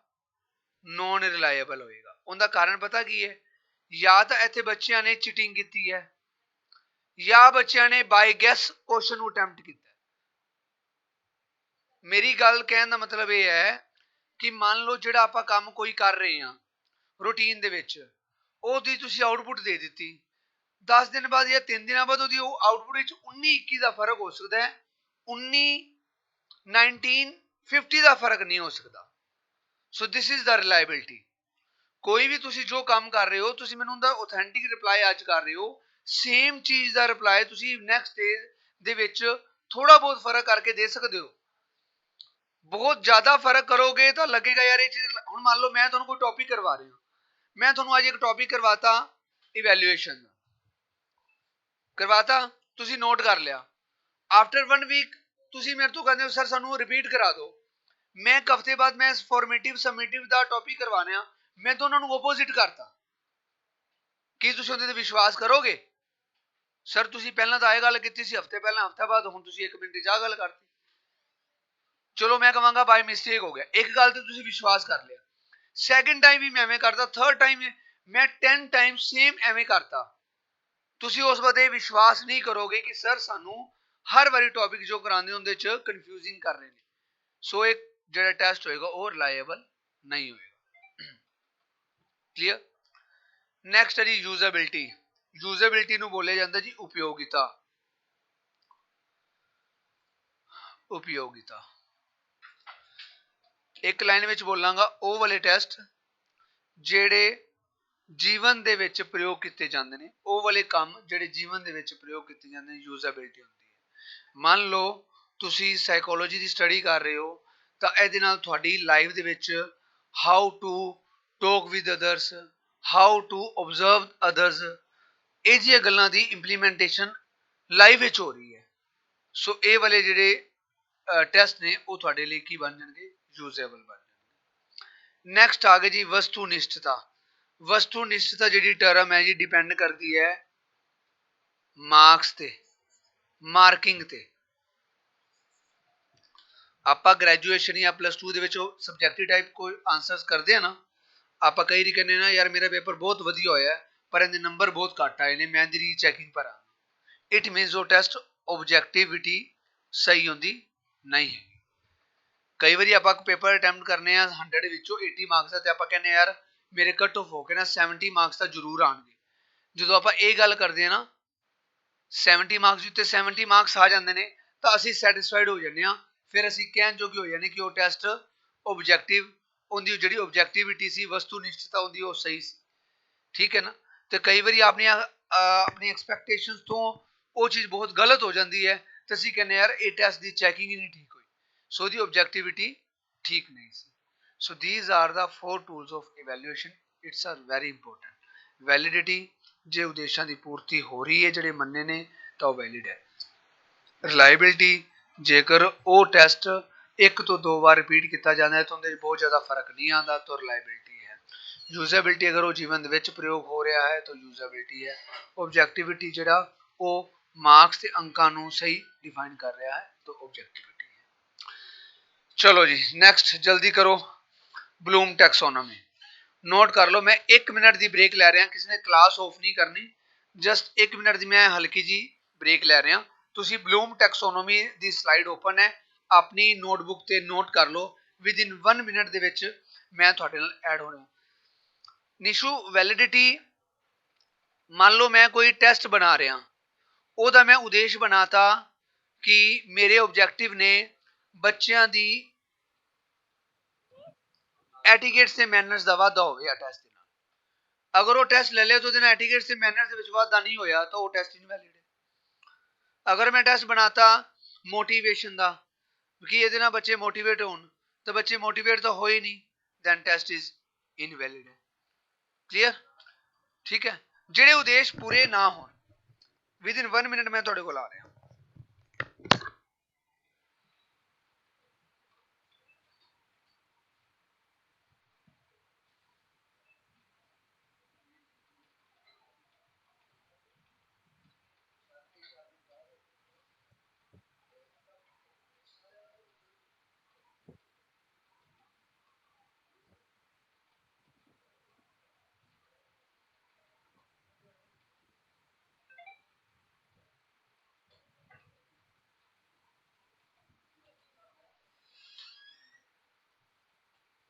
हाँ हाँ पाला पाला गाली ने जान मासी दी है ये किताब जा बाहर जाके पाला उस पापे को पाला पाला चलो जी 10 मिनट रह गए। हाँ जी नोट हो गए जी ब्लूम टैक्सोनॉमी। चलो जल्दी नाल ਆਪਾਂ ਇਹਦੇ ਤਿੰਨ ਪੁਆਇੰਟਸ ਨੂੰ ਡਿਫਾਈਨ ਕਰਨਾ ਹੈ। we have just 9 minutes ਤਾਂ 3 ਮਿੰਟ each ready। ਚਲੋ ਜੀ ਫਰਸਟ ਡੋਮੇਨ ਹੈ ਜੀ ਕੋਗਨੀਟਿਵ ਡੋਮੇਨ। ਨੋਟ ਕਰ ਲਓ ਕੋਗਨੀਟਿਵ ਡੋਮੇਨ ਦੇ ਵਿੱਚ ਪਹਿਲਾਂ 1956 ਦੇ ਵਿੱਚ ਰੈਡੀ ਹੋਈ ਸੀ ਤੇ ਇਹ ਰਿਵਾਈਜ਼ਡ ਹੋਈ ਹੈ ਜੀ 2001 ਦੇ ਵਿੱਚ। ਠੀਕ ਹੈ ਚਲੋ ਇਹਦੇ 6 ਪੁਆਇੰਟਸ ਨੇ 6 ਪੁਆਇੰਟਸ ਨੇ ਜਿਹੜੇ ਇਸ ਆਰਡਰ ਵਿੱਚ ਚੱਲਦੇ ਨੇ। 1956 ਦੇ ਵਿੱਚ ਇਹ ਰੈਡੀ ਹੋਏ ਸੀ ਤੇ ਇਹਦੇ ਵਿੱਚ ਜਿਹੜੀਆਂ ਰਿਵਾਈਜ਼ਡ ਹੋਈਆਂ ਨੇ ਉਹ ਇਹ ਟਰਮਸ ਨੇ। ਸੋ ਇਹਦੇ ਬਾਰੇ ਮੈਂ ਜਲਦੀ ਨਾਲ ਐਕਸਪਲੇਨ ਕਰਾਂਗਾ। ਮੇਰੇ ਖਿਆਲ ਨਾਲ ਇਹਦੇ ਚ ਤੁਸੀਂ ਇਹਦਾ ਸਕਰੀਨਸ਼ਾਟ ਲੈ ਕੇ ਰੱਖ ਲਓ। ਸੋ ਇਹਦੇ ਵਿੱਚ ਤੁਹਾਨੂੰ ਐਦਾਂ ਨਹੀਂ ਪੁੱਛਿਆ ਜਾਏਗਾ ਵੀ ਇਹ ਕਿਹੜੇ ਪੁਆਇੰਟਸ ਨੇ, ਜਸਟ ਇਹਦੀ ਰਿਵੀਜ਼ਨ ਰਿਵਾਈਜ਼ ਜਿਹੜੀ ਟਰਮਸ ਨੇ ਉਹ ਪੁੱਛਿਆ ਜਾਏਗਾ ਜਾਂ ਇਹਦੇ ਟੋਟਲ ਕਿੰਨੇ ਇਹਦੇ ਪੁਆਇੰਟਸ ਨੇ ਉਹ ਪੁੱਛੇ ਜਾਣਗੇ। ਤਾਂ ਆਈ ਥਿੰਕ 6 ਨੌਲੇਜ ਗਿਆਨ ਹੈ ਜੀ। ਗਿਆਨ ਤੋਂ ਆਪਾਂ ਕੰਮ ਸ਼ੁਰੂ ਕਰਦੇ ਹਾਂ। ਕੰਪਰੀਹੈਂਸ਼ਨ ਕਿਸੇ ਦੇ ਨਾਲ ਆਪਾਂ ਕੰਪੇਅਰ ਕਰਦੇ ਹਾਂ ਜਾਂ ਉਹਦੇ ਬਾਰੇ ਆਪਾਂ ਸਟੈਂਜਾ ਤਿਆਰ ਕਰਦੇ ਹਾਂ, ਦੈਨ ਲਾਗੂ ਕਰਦੇ ਹਾਂ। ਐਨਾਲਿਸਿਸ ਤੇ ਸਿੰਥੈਸਿਸ ਦੇ ਵਿੱਚ ਮੈਂ ਡਿਫਰੈਂਸ ਦੱਸ ਦੇਣਾ। ਐਨਾਲਿਸਿਸ ਹੁੰਦਾ ਜੀ ਵਿਸ਼ਲੇਸ਼ਣ, ਮਤਲਬ ਕਿ ਵੰਡ ਕਰਨਾ। ਸਿੰਥੇਸਿਸ ਹੁੰਦਾ ਜੀ ਸੰਸ਼ਲੇਸ਼ਣ, ਮਤਲਬ ਕਿ ਉਸ ਚੀਜ਼ ਨੂੰ ਜੋੜਨਾ। ਹੁਣ ਮੰਨ ਲਓ ਮੈਂ ਤੁਹਾਨੂੰ ਟੌਪਿਕ ਕਰਵਾ ਰਿਹਾ ਤਾਂ ਮੈਂ ਐਨਾਲਿਸਿਸ ਕਰਕੇ ਪੜ੍ਹਾ ਰਿਹਾ, ਅਲੱਗ-ਅਲੱਗ ਚੀਜ਼ ਕਰ ਰਿਹਾ। ਐਨਾਲਿਸਿਸ ਕਰਨ ਤੋਂ ਬਾਅਦ ਮੈਂ ਉਹਦੀ ਇਕੱਠੇ ਇੱਕ ਟਰਮ ਬਣਾ ਦਿਆਂਗਾ ਤਾਂ ਉਹ ਕੀ ਹੋ ਜਾਏਗਾ, ਸਿੰਥੈਸਿਸ ਹੋ ਜਾਏਗਾ ਤੇ ਲਾਸਟ ਤੇ ਆਏਗਾ ਇਵੈਲੂਏਸ਼ਨ। ਹੁਣ ਇਹਦੀ ਜਿਹੜੀ ਰਿਵਾਈਜ਼ਡ ਹੋਈ ਹੈ ਟਰਮਸ ਉਹਦੇ ਵਿੱਚ ਕੀ ਹੋਇਆ, ਨੌਲੇਜ ਨੂੰ ਰਿਮੈਂਬਰਿੰਗ, ਕੰਪਰੀਹੈਂਸ਼ਨ ਨੂੰ ਅੰਡਰਸਟੈਂਡਿੰਗ, ਐਪਲੀਕੇਸ਼ਨ ਨੂੰ ਅਪਲਾਈਂਗ, ਐਨਾਲਿਸਿਸ ਨੂੰ ਐਨਾਲਾਈਜ਼ਿੰਗ, ਇਵੈਲੂਏਸ਼ਨ ਜਿਹੜਾ ਉੱਪਰ ਸੀ ਉਹਨੂੰ ਨੀਚੇ ਕਰਤਾ, ਸਿੰਥੈਸਿਸ ਨੂੰ ਕ੍ਰੀਏਟਿੰਗ ਕਰਤਾ। ਉਹ ਇਹ ਕਹਿੰਦੇ ਵੀ ਜਿਹੜਾ ਮੁਲਾਂਕਣ ਜਦੋਂ ਹੋਵੇਗਾ ਨਾ, ਮੁਲਾਂਕਣ ਹੋਣ ਤੋਂ ਬਾਅਦ ਹੀ ਕੋਈ ਨਾ ਕੁਝ ਨਵੀਂ ਰਚਨਾ ਕੀਤੀ ਜਾ ਸਕਦੀ ਹੈ। ਸੋ ਉਹਨਾਂ ਨੇ ਲਾਸਟ ਪੁਆਇੰਟ ਕ੍ਰੀਏਟਿੰਗ ਬਣਾਤਾ। ਕਲੀਅਰ। ਕੋਗਨੀਟਿਵ ਡੋਮੇਨ, ਕੋਗਨੀਟਿਵ ਨੂੰ ਪੰਜਾਬੀ ਵਿੱਚ ਗਿਆਨਾਤਮਕ, ਤੇ ਇਹ 3H ਤੇ ਵੀ ਕੰਮ ਕਰਦਾ ਹੈ। ਇਹ ਫਸਟ H ਜਿਹੜਾ ਹੈ ਉਹ ਹੈਗਾ ਜੀ ਹੈਡ, ਜਿਹਨੂੰ ਆਪਾਂ ਸਿਰ ਜਾਂ ਦਿਮਾਗ ਦੇ ਨਾਲ ਇੰਡੀਕੇਟ ਕਰਾਂਗੇ। ਫਸਟ H 3H ਦੀ ਗੱਲ ਕਰ ਰਹੇ ਹਾਂ ਆਪਾਂ। ਫਸਟ ਜਿਹੜਾ H ਆ ਗਿਆ ਜੀ ਹੈਡ, ਕੋਗਨੀਟਿਵ ਡੋਮੇਨ ਹੈਡ ਤੇ ਕੰਮ ਕਰਦੀ ਹੈ। ਕਲੀਅਰ ਜੀ। ਨੈਕਸਟ ਅਫੈਕਟਿਵ ਡੋਮੇਨ ਜਿਹੜਾ ਸੈਕਿੰਡ H ਹੈ ਇਹ ਆਂਦਾ ਜੀ ਹਾਰਟ, ਮਤਲਬ ਕਿ ਦਿਲ। ਅਫੈਕਟਿਵ ਮਤਲਬ ਕਿ ਇਮੋਸ਼ਨਸ, ਫੀਲਿੰਗਸ ਦੀ ਗੱਲ ਕਰਦਾ ਹੈ। ਠੀਕ ਹੈ ਜੀ। ਸੋ ਇਹ ਇਸ ਤਰ੍ਹਾਂ ਚੱਲ ਰਿਹਾ ਜੀ ਲੋਅਰ ਟੂ ਹਾਇਰ। ਇਹਦੇ ਵਿੱਚ ਗੱਲ ਉਹਨਾਂ ਨੇ ਕੀਤੀ ਹੈ ਅਫੈਕਟਿਵ ਡੋਮੇਨ ਵਿੱਚ ਪਹਿਲਾਂ ਰਿਸੀਵਿੰਗ ਕੀਤੀ ਜਾਂਦੀ ਹੈ। ਰਿਸੀਵਿੰਗ, ਮੰਨ ਲਓ ਮੈਂ ਤੁਹਾਨੂੰ ਕੁਝ ਦੱਸ ਰਿਹਾ, ਤੁਸੀਂ ਯਾਰ ਪਹਿਲਾਂ ਉਹਨੂੰ ਸੁਣ ਲਓ, ਰਿਸੀਵ ਕਰ ਲਿਆ, ਦੈਨ ਉਸ ਵਕਤ ਕੀ ਕਰੋ, ਰਿਸਪੌਂਡ ਕਰੋ। ਜਦੋਂ ਤੁਸੀਂ ਰਿਸਪੌਂਡ ਕਰੋਗੇ ਤੁਹਾਡੇ ਅੰਦਰ ਉਹ ਚੀਜ਼ਾਂ ਦੀ ਕੀ ਬਣੇਗੀ, ਵੈਲਿਊ ਬਣੇਗੀ। ਤੁਸੀਂ ਉਹਨੂੰ ਮੰਨਣਾ ਹੈ ਜਾਂ ਨਹੀਂ ਮੰਨਣਾ ਉਹ ਬਾਅਦ ਦੀ ਗੱਲ ਹੈ। ਵੈਲਿਊ ਬਣਨ ਤੋਂ ਬਾਅਦ ਤੁਹਾਡੇ ਅੰਦਰ ਹੁੰਦਾ ਕੀ ਹੋ ਜਾਏਗਾ, ਸੰਗਠਨ ਹੋ ਜਾਏਗਾ। ਸੰਗਠਨ ਹੋਣ ਤੋਂ ਬਾਅਦ ਉਹ ਤੁਹਾਡੀ ਕੀ ਬਣ ਜਾਏਗੀ, ਵਿਸ਼ੇਸ਼ਤਾ ਬਣ ਜਾਏਗੀ। ਮੈਂ ਇੱਕ ਇਮੋਸ਼ਨ ਦੀ ਗੱਲ ਕਰਦਾ। ਅਸੀਂ ਕਈ ਬੱਚੇ ਬੜੇ ਐਗਰੈਸਿਵ ਹੁੰਦੇ ਨੇ, ਅਸੀਂ ਜਦੋਂ ਗੱਲ ਹੀ ਉਸ ਤਰ੍ਹਾਂ ਰਿਸੀਵ ਕੀਤੀ ਤਾਂ ਰਿਸਪੌਂਸ ਵੀ ਗੁੱਸੇ ਨਾਲ ਕਰਾਂਗੇ। ਸਾਡੇ ਅੰਦਰ ਵੈਲਿਊਜ਼ ਵੀ ਇਸ ਤਰ੍ਹਾਂ ਬਣ ਜਾਣਗੀਆਂ। ਹਮੇਸ਼ਾ ਉਹਦੀ ਪਰਸਨੈਲਿਟੀ ਨਾਲ ਬਣ ਜਾਏਗਾ ਕਿ ਰਮਨ ਹੈ ਨਾ ਯਾਰ ਗੁੱਸੇ ਖੋਰ ਹੈ, ਉਹਦੀ ਵੈਲਿਊਜ਼ ਇਸ ਤਰ੍ਹਾਂ ਦੀ ਨੇ। ਉਹਦੀ ਲਾਈਫ ਵਿੱਚ ਉਸ ਤਰ੍ਹਾਂ ਸੰਗਠਿਤ ਹੋ ਜਾਏਗਾ ਤੇ ਉਹਦੀ ਉਹ ਕੀ ਬਣ ਜਾਏਗੀ, ਇੱਕ ਤਰ੍ਹਾਂ ਦੀ ਵਿਸ਼ੇਸ਼ਤਾ ਬਣ ਜਾਏਗੀ। So this is the affective domain, it's related with heart H। ਠੀਕ ਹੈ ਜੀ। ਲਾਸਟ ਆ ਗਈ ਜੀ ਸਾਈਕੋਮੋਟਰ ਡੋਮੇਨ। ਥਰਡ H ਦੀ ਗੱਲ ਕਰਾਂਗੇ, ਹੈਂਡ ਮਤਲਬ ਕਿ ਹੱਥ, ਮਤਲਬ ਕਿ ਸਰੀਰ ਦੇ ਅੰਗ। ਸਾਈਕੋਮੋਟਰ ਸਰੀਰ, ਸਰੀਰਿਕ ਗਾਮਕ ਕਿਰਿਆਵਾਂ। ਇਹਦੇ ਚ ਨੋਟ ਕਰ ਲਓ ਜੀ। ਪਹਿਲਾਂ ਸਭ ਤੋਂ ਪਹਿਲੀ ਗੱਲ ਹੈ ਜੀ ਪ੍ਰਿਸਕ੍ਰਿਪਸ਼ਨ। ਪਹਿਲਾਂ ਆਪਾਂ ਕਿਸੇ ਕੰਮ ਦੀ ਪ੍ਰਿਸਕ੍ਰਿਪਸ਼ਨ ਕਰਦੇ ਹਾਂ, ਪ੍ਰਤੱਕੀਕਰਨ ਕਰਦੇ ਹਾਂ, ਫਿਰ ਉਸ ਨੂੰ ਸੈੱਟ ਕਰਦੇ ਹਾਂ, ਮੰਨ ਲੈਂਦੇ ਹਾਂ। ਮੰਨਣ ਤੋਂ ਬਾਅਦ ਗਾਈਡ ਐਂਡ ਰਿਸਪੌਂਸ ਆਪਾਂ ਆਪਦੇ ਕਿਸੇ ਵੀ ਐਕਸਪੀਰੀਅੰਸ ਪਰਸਨ ਨਾਲ, ਉਹ ਟੀਚਰ ਹੋ ਸਕਦਾ ਹੈ, ਪੇਰੈਂਟਸ ਹੋ ਸਕਦਾ ਹੈ, ਬ੍ਰਦਰ ਹੋ ਸਕਦਾ ਹੈ, ਸਿਸਟਰ ਹੋ ਸਕਦੀ ਹੈ, ਉਹਦੇ ਨਾਲ ਡਿਸਕਸ ਕਰਦੇ ਹਾਂ। ਫਿਰ ਉਹਦੇ ਮੈਕੈਨਿਜ਼ਮਸ ਬਣਾਉਂਦੇ ਹਾਂ ਵੀ ਇਹ ਚੀਜ਼ ਆਪਣੇ ਲਈ ਰਾਈਟ ਹੈ ਕਿ ਰੋਂਗ ਹੈ। ਜੇਕਰ ਰਾਈਟ ਹੋਏਗੀ ਤਾਂ ਆਪਾਂ ਉਹਨੂੰ ਅਡੋਪਟ ਕਰ ਲਾਂਗੇ। ਅਡੋਪਸ਼ਨ ਜਦੋਂ ਕਰਾਂਗੇ ਤਾਂ ਉਹਦਾ ਸੰਗਠਨ ਕਰ ਲਿੱਤਾ ਜਾਂਦਾ ਹੈ। ਅਗਰ ਉਹ ਰੋਂਗ ਹੈ ਤਾਂ ਉਹਨੂੰ ਅਡੋਪਟ ਨਹੀਂ ਕੀਤਾ ਜਾਏਗਾ, ਉਹਨੂੰ ਆਪਾਂ ਵਾਪਿਸ ਨਵੇਂ ਮੈਕੈਨਿਜ਼ਮ ਤੇ ਆਵਾਂਗੇ। ਨਵੇਂ ਮੈਕੈਨਿਜ਼ਮ ਤੇ ਆਉਣ ਤੋਂ ਬਾਅਦ ਆਪਾਂ ਸਹੀ ਦਾ ਚੁਣਾਵ ਕਰਾਂਗੇ, ਫਿਰ ਉਹਦਾ ਸੰਗਠਨ ਕਰਾਂਗੇ। ਸੋ ਇਹ ਸਿੰਪਲ ਟੂ ਕੰਪਲੈਕਸ ਵੱਲ ਚੱਲਦਾ ਹੈ। ਇਹਦੇ ਬਾਰੇ ਮੈਂ ਤੁਹਾਨੂੰ ਥੋੜਾ ਜਿਹਾ ਦੱਸਣਾ ਚਾਹਾਂਗਾ ਵੀ ਜਸਟ ਇੱਕ ਨੰਬਰ ਆਫ ਪੁਆਇੰਟਸ ਇਹਦੇ ਤੁਸੀਂ ਨੋਟ ਕਰਨੇ ਨੇ। ਇਹਦੇ ਵਿੱਚ 6 ਪੁਆਇੰਟਸ ਆਪਣੇ ਕੋਲ ਹੈਗੇ ਨੇ। ਅਫੈਕਟਿਵ ਵਿੱਚ 5 ਨੇ ਤੇ ਕੋਗਨੀਟਿਵ ਵਿੱਚ ਵੀ 6 ਨੇ।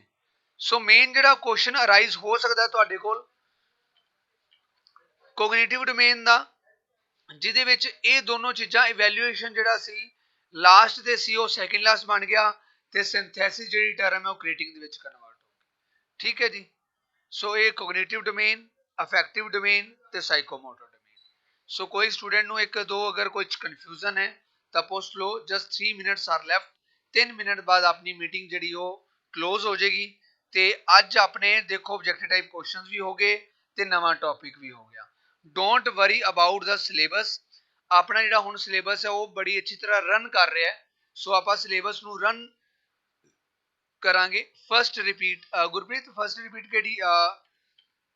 Cognitive domain, evaluation, synthesis, analysis, application, comprehension, knowledge. ਇਹ first H, second H, 3H। Suman, first H ਮਤਲਬ ਕਿ ਹੈਡ ਹੈ, ਜਿਹੜਾ ਕੋਗਨੀਸ਼ਨ ਹੈ ਉਹ ਸਾਡੇ ਦਿਮਾਗ ਦੇ ਨਾਲ ਜੁੜਿਆ ਹੋਇਆ ਹੈ।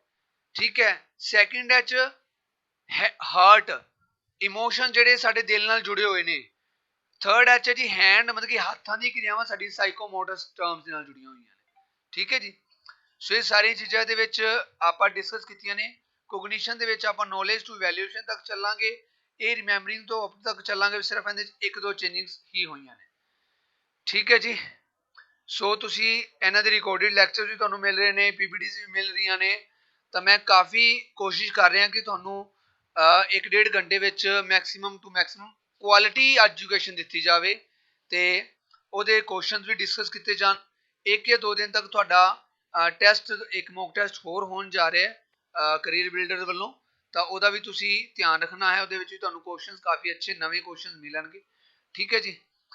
चलो जी, ओके जी, मिलते हैं जी कल आप न्यू टाइम में न्यू टॉपिक के साथ। ठीक है, ओके।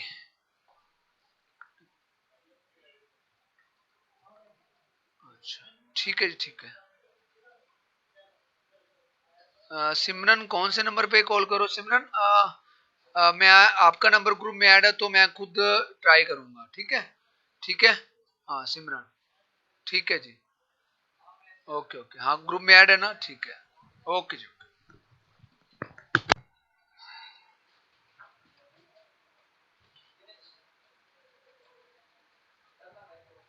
हाँ जी, हाँ जी, कर दो विकास।